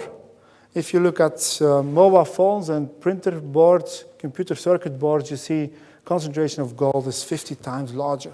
So it is a very interesting source of material. At Leuven, we are working very hard on developing the recycling technologies for rare earths, particularly for rare earths, because at the moment this is not being done yet, not even by leading companies such as Umicore. So we really need to make a strong movement there to recycle also these complex metals such as rare earths. Finally, I also wanted to show you the importance of new concepts such as enhanced landfill mining, where we are going to look at our landfills as the new mines for the future. So rather than going to Africa or Asia for primary raw materials, we look what we have in our landfills. because we have in Europe somewhere between 150 and 500,000 landfills. So it's an immense reservoir of materials and energy, and this is a very fastly developing research area now at this moment. Landfill mining is happening, starting to happen at least, in Europe. Okay. The third element in this material transition is the whole story on eco-design. And this is crucially important. The person who developed this cheap mobile phone did not think about how this cheap mobile phone could be recycled. So it's produced in such a way that the recycling is very difficult. It's very difficult to disassemble the thing, and it's very difficult to recover all the metals in this system. So we need a drastic improvement on the level of design for disassembly, design for recycling, and eco-design, reducing the impact during the use phase of such a product. And finally, and I don't know if you're familiar with this particular storyline, this is what we are calling new business models. We are used to living in an economy where we all own things. We all own our cars. We all own our fridges. We all own our mobile phones. We own everything, at least the people who have the money to buy these things. But we need to develop new business models. And from ownership, we need to go towards usership. And we need to sell the services which are given by these products. So instead of owning our fridge or our washing machine, we have access to the product, which can still be in our house, but we don't own the machine anymore. The house stays, the ownership stays with the company producing that particular equipment, which means that the driver for this company to produce a highly performing equipment becomes completely different, because it has no advantage in producing an equipment which is broken every 2 days, because it has a service contract with you. So you get a completely different design of your products. It's designed for disassembly, it's designed for modular rebuilding, and designed for a long lifetime, durability. We have a very efficient system in Belgium. I'm also a member of this. I haven't owned a car for almost 18 years now. It's called Cambio, and this is about car sharing. So this is a system where the members of Cambio, I didn't bring my card, they have a card, electronic card. You register your car the day before or 2 minutes before at a certain location, which is all very simply organized, automatically registered. And then you use this card to open the doors of the car. You take out the keys of the car and you start driving. And every month I get to pay, unfortunately. I have to pay also. I have to pay for the amount of times I've used the car, the amount of kilometers I've driven, and the amount of time that I took the car. So for everybody who does not really need to own a car, doesn't use a car very often, this is a very beautiful system. And this concept of product service systems can be generalized to almost anything. And a lot of research has been done on this field. And figures show that we could reduce the eco-impact with this new business model with 75%. So it's an enormous change possible there. I'm slowly wrapping up the lecture. And I'm coming to the second transition part. This is the more difficult one. And this is related to behavioral change. And the reason why I only talked about Cambio product service systems at the end is because this is a very interesting system. It's very effective. But it does mean that you have to change the way you think.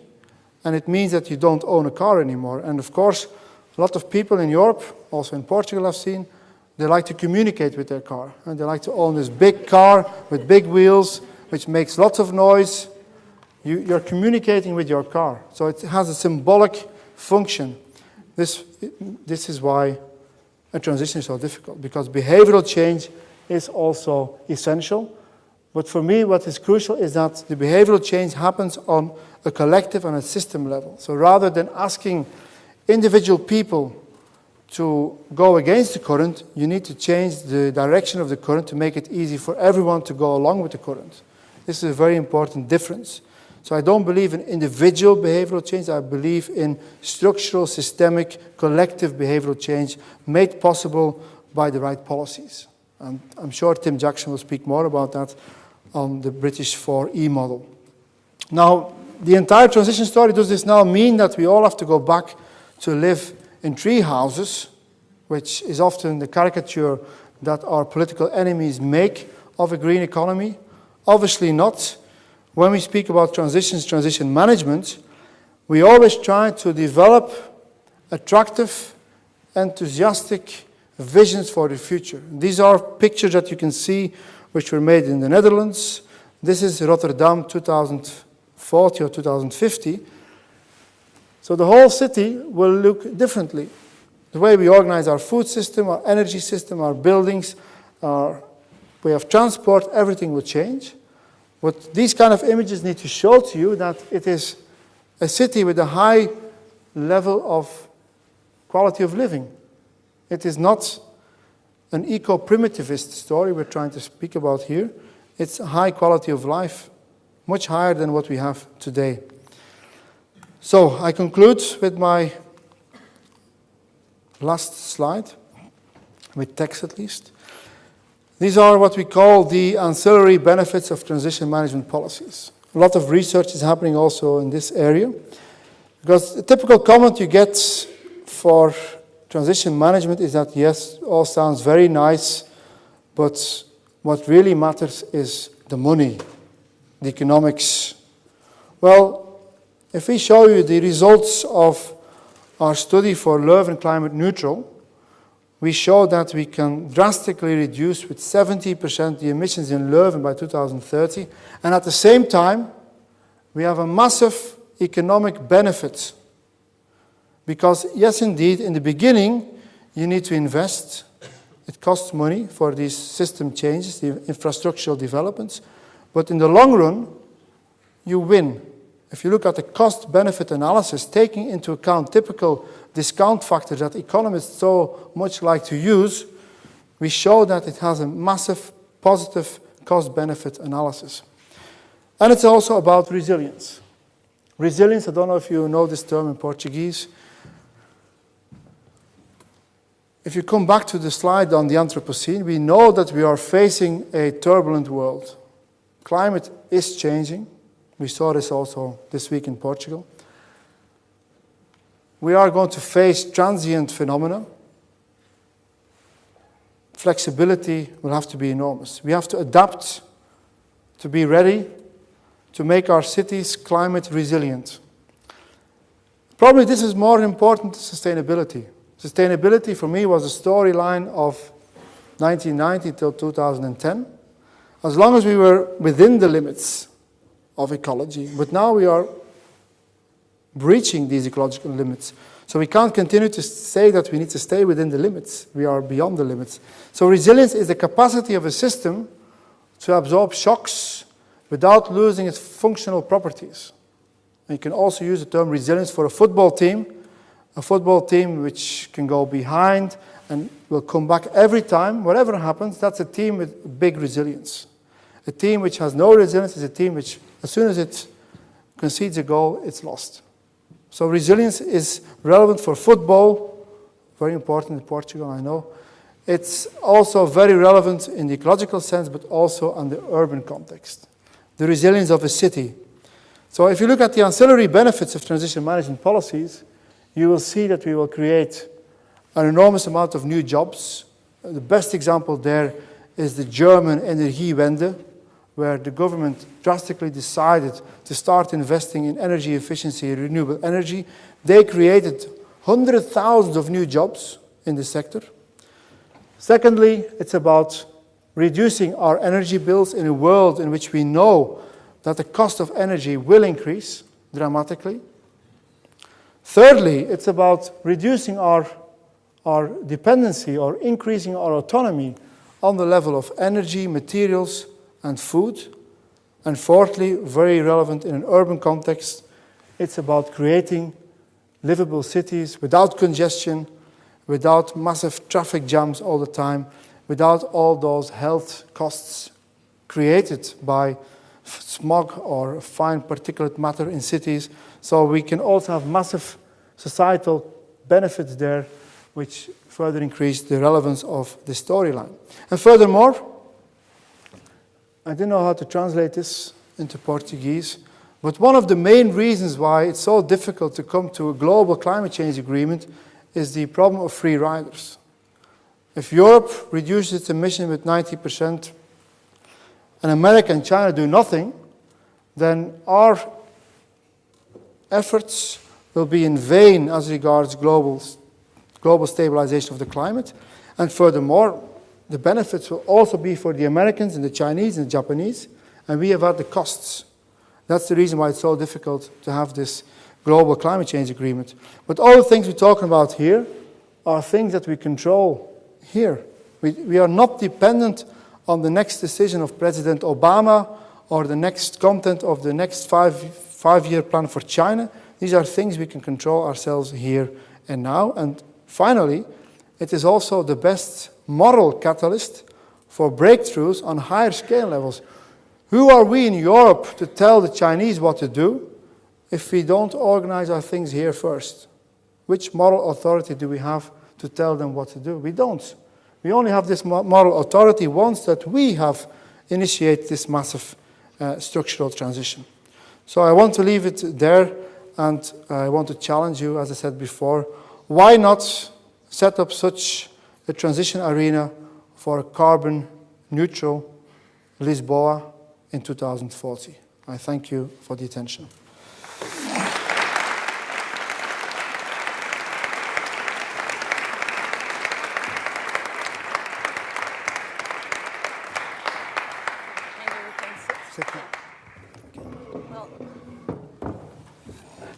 Thank you very much, Tom, for this very interesting and complete presentation, where we started with this doom and with this pessimistic view of the future, but then you provide this with solutions, which is very good. I'll just give the floor to the audience to present questions, but first I'll use this privilege of being the moderator here, and I'll just want to ask you two very broad and general questions, one each related to the two main parts of your presentation. So one related with this limits to growth discourse, and the other part related with the positive side, the solutions part. The first one is to realize or to acknowledge that Limits to Growth, the book by Dana and Dennis Meadows and others, came out 40 years ago. Kenneth Boulding's Spaceship Earth metaphor was also 40 years at least.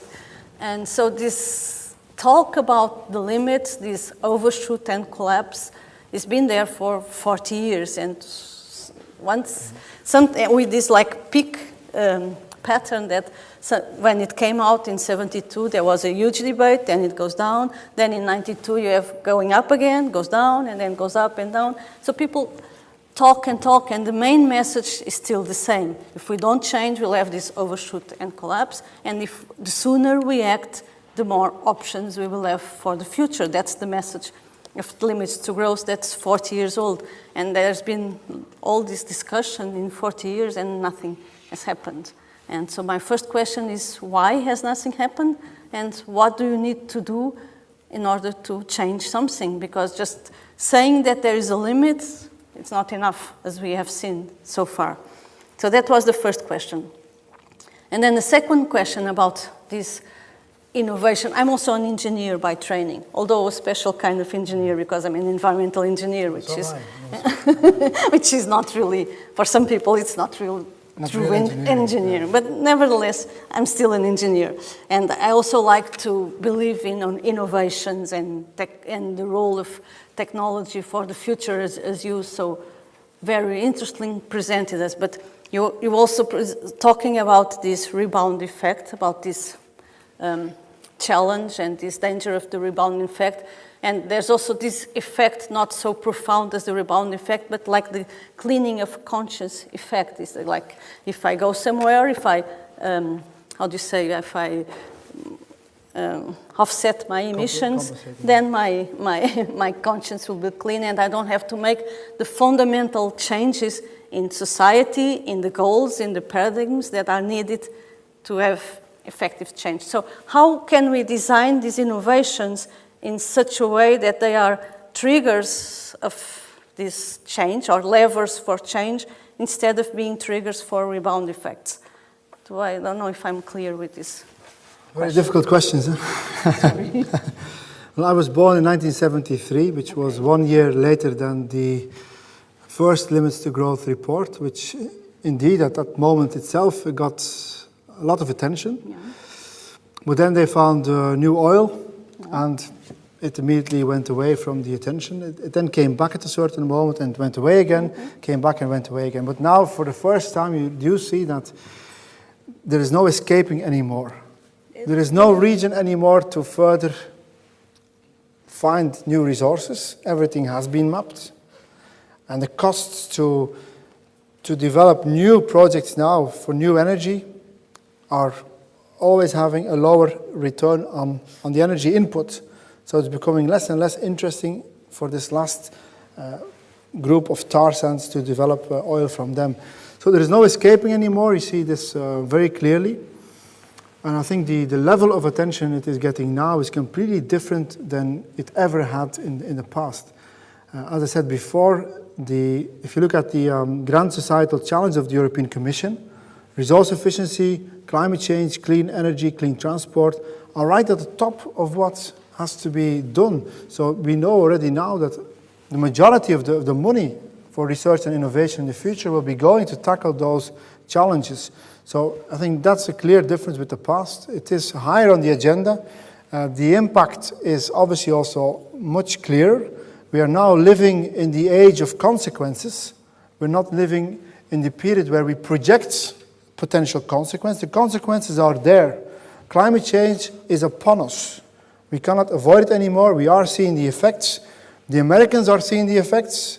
The hurricane in New York 1 week before the presidential elections probably changed the course of the elections. Without that hurricane, strangely enough, probably the other person would have been elected. So that's something new. We are living in the age of consequences. So for me, that's a fundamentally new thing. If you look at the solutions, we're also seeing that there is a massive rise in positive projects going on at the moment. And of course, if you look at this in a cynical way, you will say it is not enough. Mm-hmm. And clearly, it is not enough. It is not enough to avoid the 2 degrees Celsius. But on the other hand, if you look at the C40 cities network, which at this moment combines 56 world cities, integrating 10% of the world population, going for very ambitious targets to reduce the carbon dioxide emissions in these cities. Also, American cities, Asian cities are involved in that project. These cities are not waiting anymore for their federal government to start action right now. The same can be said for the European situation, where we have the EU Covenant of Mayors, which I think at this moment, I don't know the exact figure, but it's more than 100 million people in Europe are living in cities which have signed up for the EU Covenant of Mayors. So it's not peanuts anymore, it's becoming a major group of people. And the general answer to your question about positive images is transition management is exactly about starting to do creative things. It's not about waiting, it's not about deconstructing anymore. We just have to start doing things before we have this deus ex machina coming down from the global level to solve it there, because that will not happen. And I think that's a big shift in climate policy at the moment. I was also one of these persons going from the one climate conference to the other to demonstrate and to ask for more ambitious targets, but I've given up on that because it's not going to come from that level. The only solution I see now is the C40 cities network and these individual cities and towns globally in Europe who are taking action. And the more things that happen on that level, the easier it will become later to have also this top-down global climate change agreement. Second question, in the meantime, I forgot. No, we sort of answered it, so I'll give the floor to, because you tied the first one to the second, so it's okay. So we can, I don't know if, se há perguntas, sim. Yes. Looking at the whole problem from the Portuguese situation, we are in a situation in which very rapid degrowth is causing immense problems. So, at the moment in which we are consuming less, obviously, because people are earning less, and we are coming into a kind of spiral loop in which enterprises are closing, people are getting without jobs, all the capital is also being drawn out of the country. And in a time that this is happening, and that in fact we would need a lot of capital to invest in other like renewable energies and energy efficiency, it's very difficult to defend an idea of degrowth when our degrowth is leading to poverty in reality. I think that's very different from Flanders, for instance, where there is no sign of a crisis, at least not comparable with what's happening in the south of Europe. And I wonder, is there an answer that we can give in this circumstance to the people who say, yeah, degrowth, we need growth? And that's what all parties from left to right are saying. Economic growth. We need to consume again. So, well, actually, this is actually the topic that Tim Jackson will be treating in very large detail. That's exactly the questions he's dealing with. If you have degrowth in a system which has been designed for growth, you get, of course, social problems. That's clear, because the whole society, the whole system is driven to generate this growth. So if you have degrowth, then it's very negative in all aspects. What Tim Jackson will talk about is a new model in which degrowth becomes something completely different. And for that, you have to change the drivers of your entire economic system. And that's why I say this is a thing which is only a solution on the long term. It's not something for tomorrow, because we are living in a capitalist growth-oriented system, so degrowth now is going to have very negative consequences, even making a transition management approach very difficult here. So you need the long view to change that system fundamentally, but on the short term you also need solutions.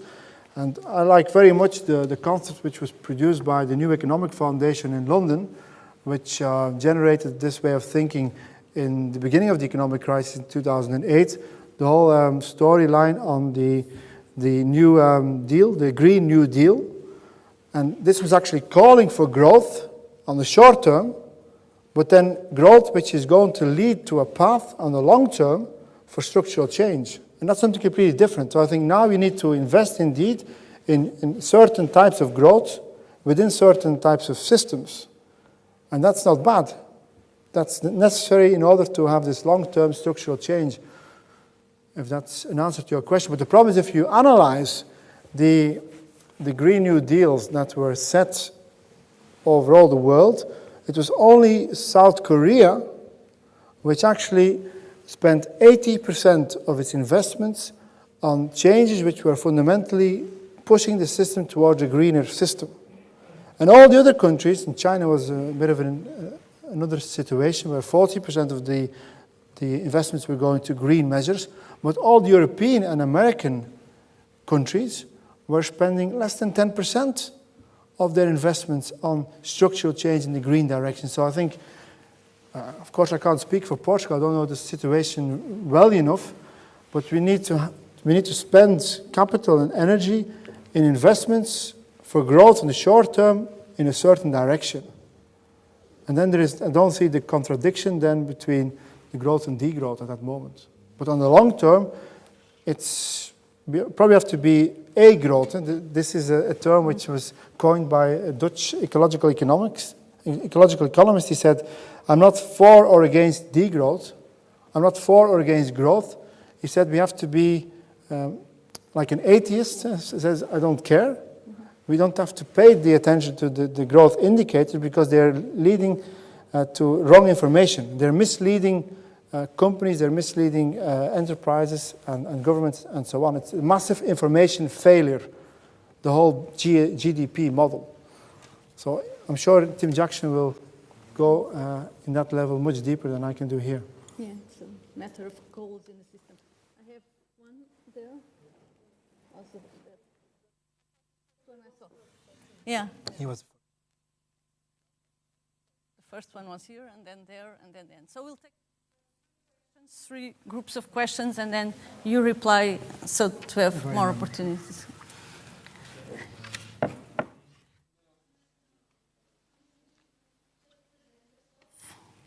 Se pudesse dizer só o nome.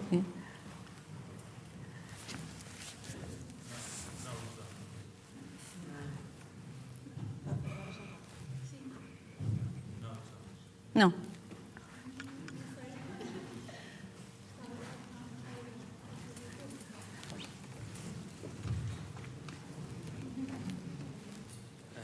Hi, good evening. I'm sorry for this trouble with the microphone.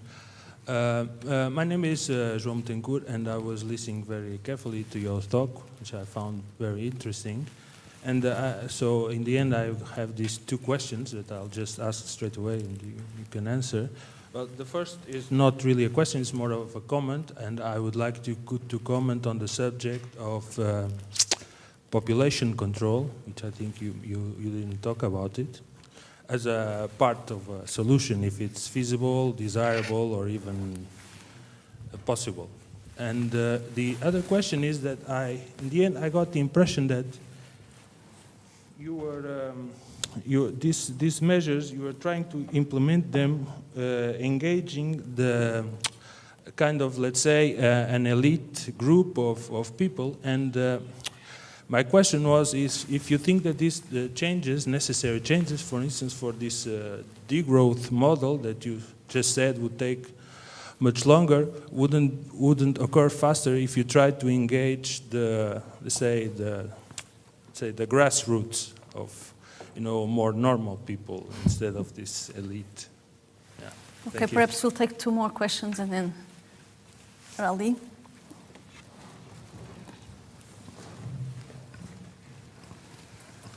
My name is Carlos Lisboa. I'm an engineer, 100% engineer.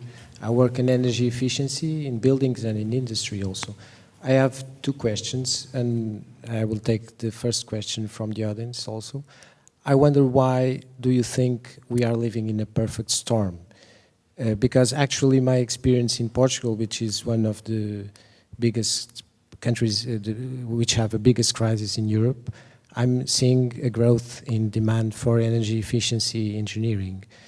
Actually, companies are now requiring energy efficiency services to reduce costs. In industry, the less we had was 30% reduction. This week, I delivered an audit which had 65% energy efficiency, energy reduction.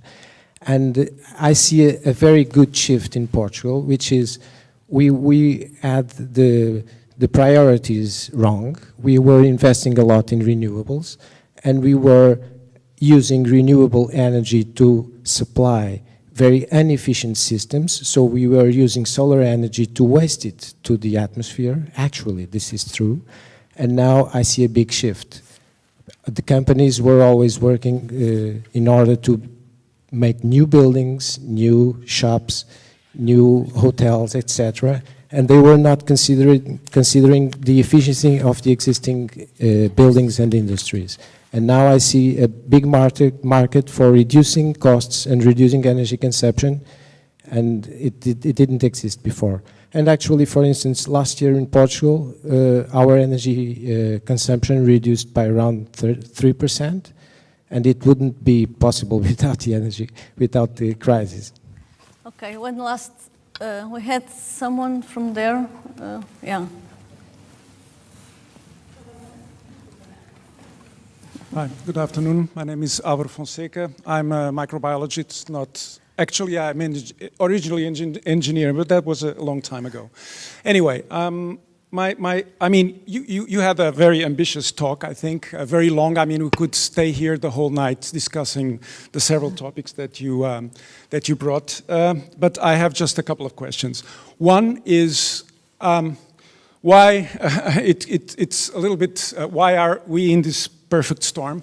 And what is the role of scientists? I think scientists are too calm talking about this. For a long time, they've been too calm. Their voices are not heard, and I think this is a big problem. Politicians don't listen to them, and they don't make themselves heard.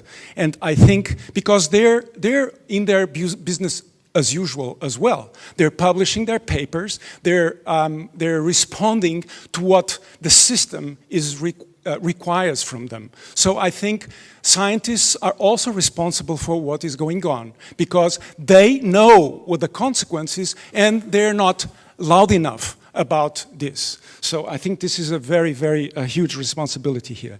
And the other thing I would like to know is, what are the connections that your projects have with more grassroots movements, like the Transition Network, for instance, because somehow I was thinking that you had some connection with the Transition Network, which is working on a different level, but I was wondering what are the connections? And do you have anybody from the banking system? Because one of the problems with this system is the financial system, and we won't be able to change anything if we don't change the financial system, which is a real cancer in our society. And I was wondering if you have anybody from the financial system, like from an ethical bank like Triodos, which I know it's from the Netherlands, and it's a totally different bank from the commercial and investment banks. Thank you. Okay, thank you. I think we have Lots of questions. quite How much time have we got? Okay. Okay, first question, population control. There's also a nice story to tell about that, because the last 600 times I've given a lecture, I've received this question every time. And what is very interesting for me, and I keep repeating this, is that only once this question was raised by a woman, and all the other times the question was asked by a man. So that's my question to maybe the women here in the audience. Why is this? Which does not mean I don't want to answer the question, but it's just interesting to know that it's always raised by men, this question. Population growth obviously has a role to play, but we have to be very realistic in it. Population growth is a factor with a very long inertia. So even if we would drastically take action now on population growth, the effect of that would only be visible within decades. So it's a very slow way to solve the question. Secondly, you also have some very big challenges there. I always give the example of two types of different families in India. On the one hand, a highly educated woman living in Mumbai with one child, with a much higher ecological footprint than a totally not educated woman living in the countryside with 10 children. So it just shows that the relativity of the amount of people. And that this is the famous formula of Ehrlich, impact is population times affluence times technology. So population is, of course, one factor in the whole storyline, but depending on your country, you will have to deal with one of these three factors in a different way.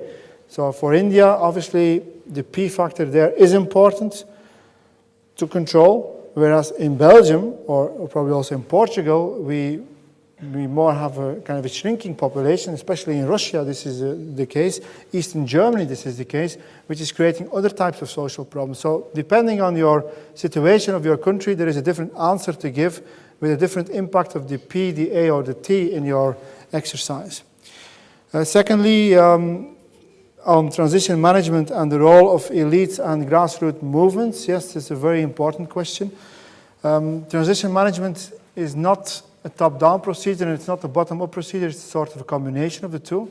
When I spoke of Leuven climate neutral, I only showed one slide of the G20. So these were 20 authentic leaders, you could say, in Leuven from these big companies and the university and so on.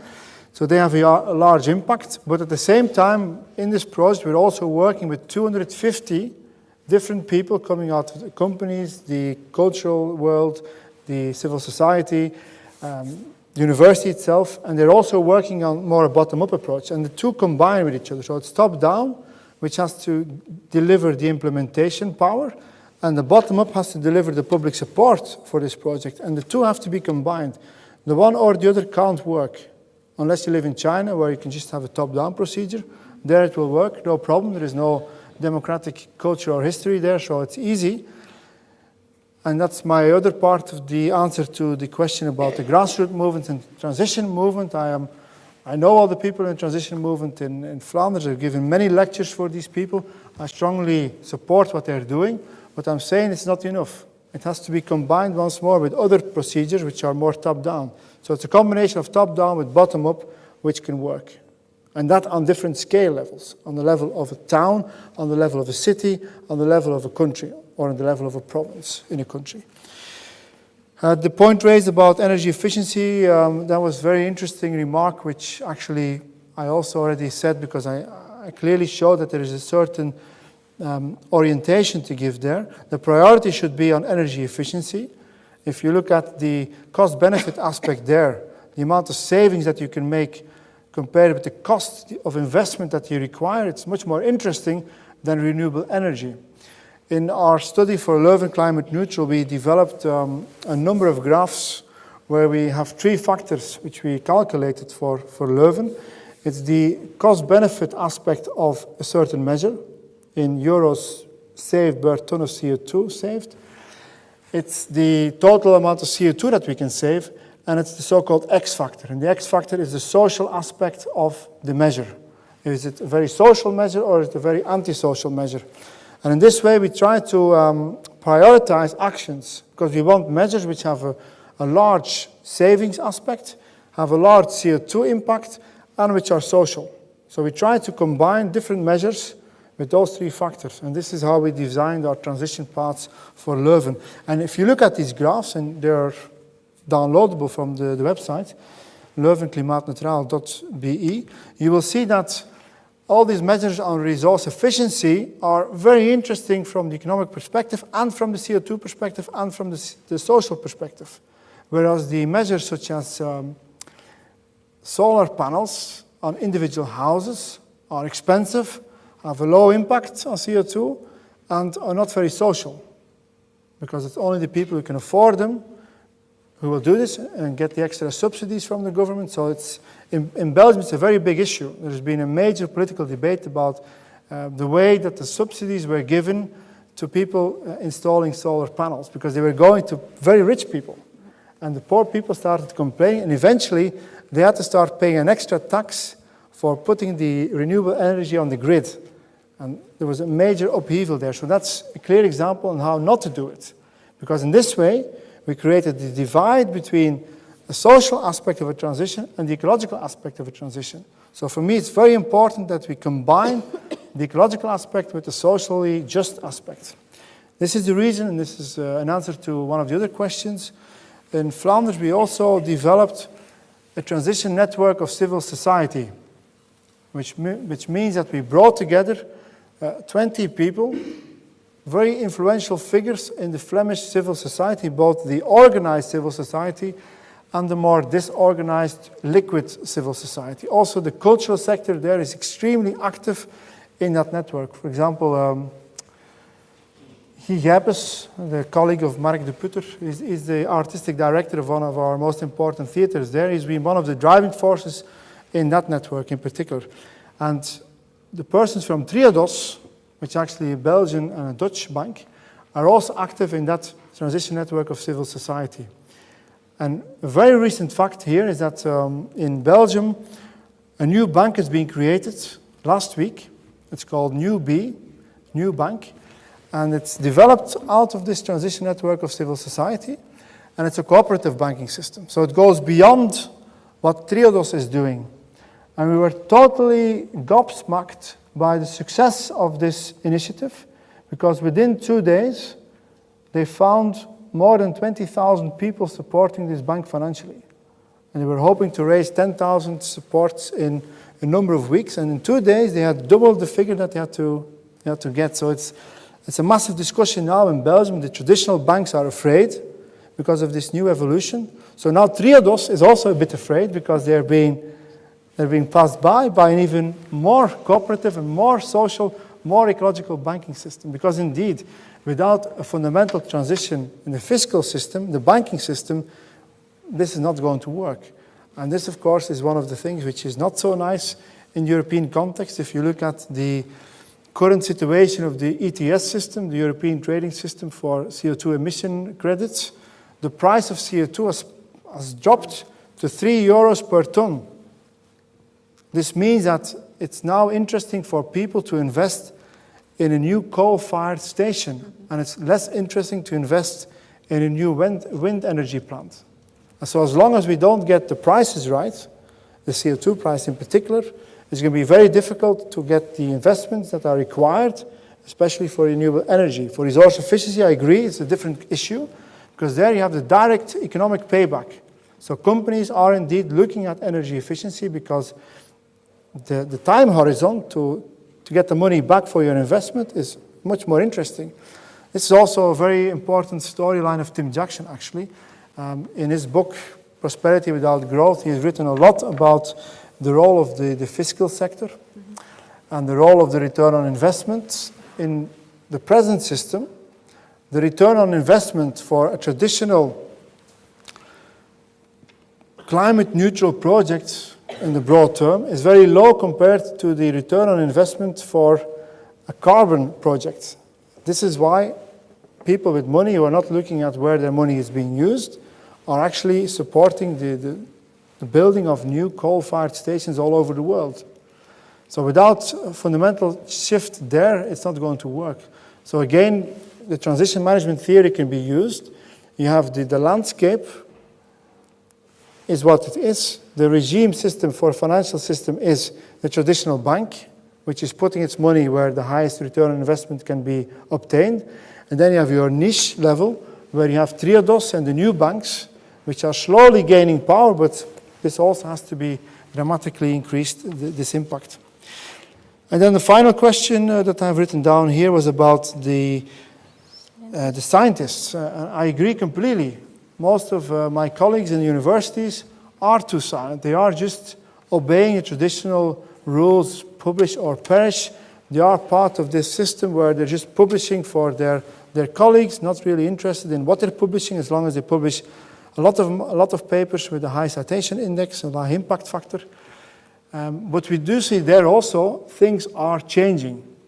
There is a growing movement, for example, in Belgium now on slow science. Slow science, which means that we have to do science differently. We have to look at different types of science, and we have to look at different rules for measuring the performance of a scientist in a university. So that's also changing, also at the highest level of the universities. For example, in the current rector debate for my university, this is an issue, because we've had some major problems with people who are cheating. This was in the sector of the medicines. Top professors being caught cheating, manipulating data for years and years and years. And after a long study, they found out it was purely related to the stress of having enough publications and being able to stay in your job. And this has created a fundamental debate now in Belgium on what are we actually measuring.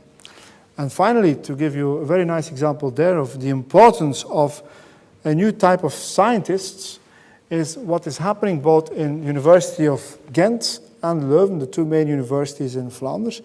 We have in both cases a massive group of transdisciplinary cooperation of top scientists who are looking at how to make our universities climate neutral.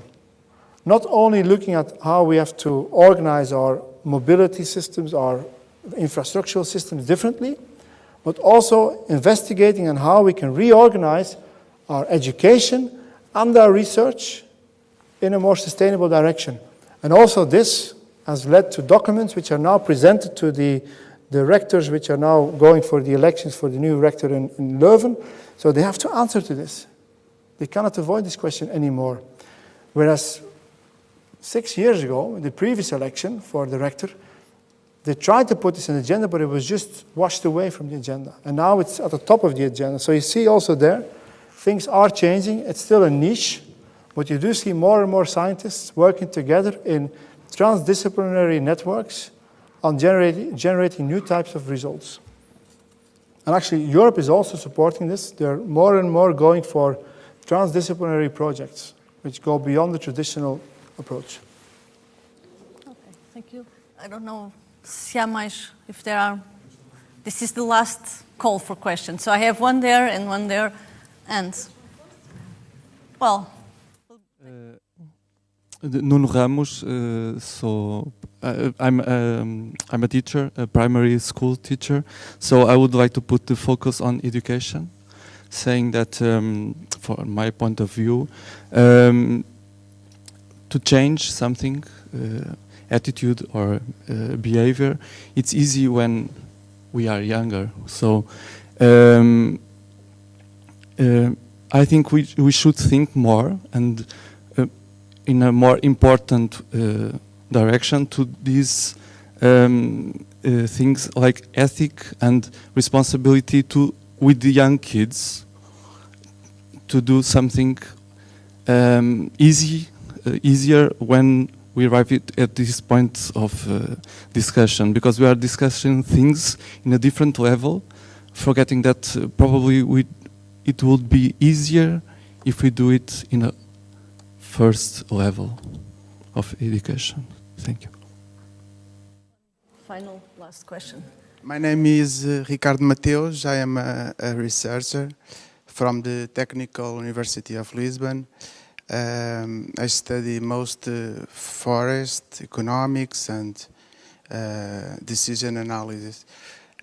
You show one PowerPoint with the graph depicting the diagram of the transition management from system analysis, and you also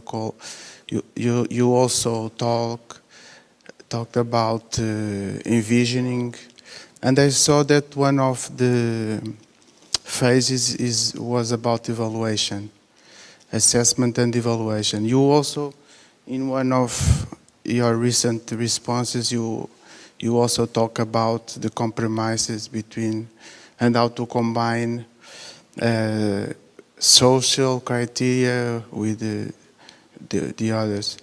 Can you explain a little bit more how you the evaluation phase was really carried out?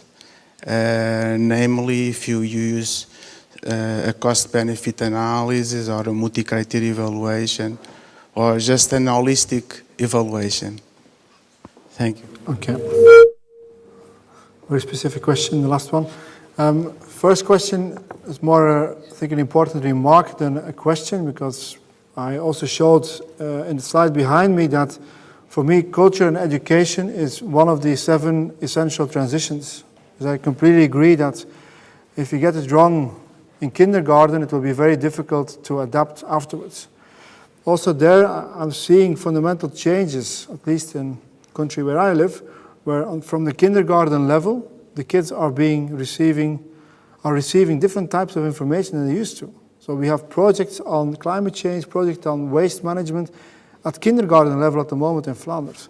I've recently spoken to 250 directors of schools in Flanders, where I called also for a transition arena, particularly for schools, bringing together directors, teachers, and student representatives in order to make a similar exercise on the level of a school community. What can a school do, both on the level of its building stock, its mobility plans, but also on how they educate, what they educate, and developing new systems there as well. So it's not my field, but I acknowledge the huge importance of also looking at this transition in education.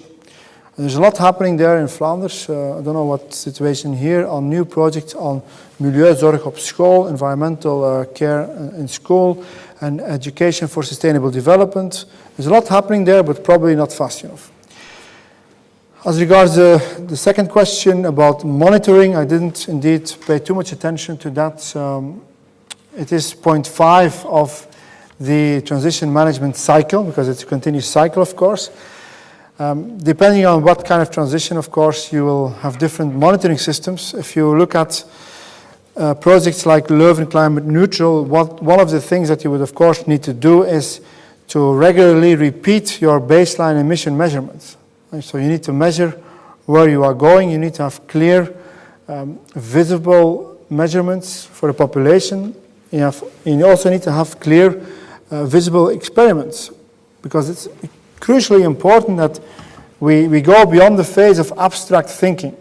And for many people, what we're saying here is way too abstract, and they don't connect with it. But to give you an example of Leuven Climate Neutral, we are developing a major site in Leuven. It's a completely new site, which has received all the top prizes of Europe for the BREEAM certificate. It's a big estate, and it's completely built in this kind of framework. It's called Twee Waters. It's a very interesting company who's behind it, working together with lots of different actors. And it's visible for everybody entering Leuven. They see these new buildings arising. And everybody's very proud of these new buildings. And this is crucially important for transition management. You need also quick successes. You need visible successes. Otherwise, people will disconnect. So you have to go from the phase from abstract thinking to concrete examples. The multi-criteria analysis is probably a bit too technical for people here, but we're particularly looking at that specific issue for the whole thing about historic buildings. Because in Leuven, which is a very ancient city, university is almost 600 years old. One of our big problems is our old building stock. But a lot of these old buildings are classified. So how do you refurbish, renovate a classified building? Very difficult discussion, because I have to be careful what I say because it's live streamed. But a lot of these people in this field are fundamentalists. They're not willing to move 1 centimeter in this field. They say no renovation. But of course, for me, then the discussion is about what's the relevance of history if there is no future. So how do we, and there we use multi-criteria analysis to try to balance different approaches. Okay. Thank you very much. I think parece-me que já excedemos em muito tempo. Temos muita que tínhamos. fome. Temos muita fome, também é verdade. Mas queria uma salva de palmas para o Peter Tom Jones. I really like to thank you for your very interesting and challenging talk and for this debate. E queria terminar felicitando o Teatro Maria Matos por esta iniciativa, que eu acho que realmente, eu também acredito que o terceiro setor, a sociedade civil, a cultura e a arte têm um papel muito importante nisto e devem ser os motores desta transição para um futuro sustentável e, portanto, queria dar os meus parabéns pela iniciativa. Muito obrigada a todos. Thank you. That's very nice. Could you repeat the name of the bank that is going? New B. New B. New B. Thank you. Is it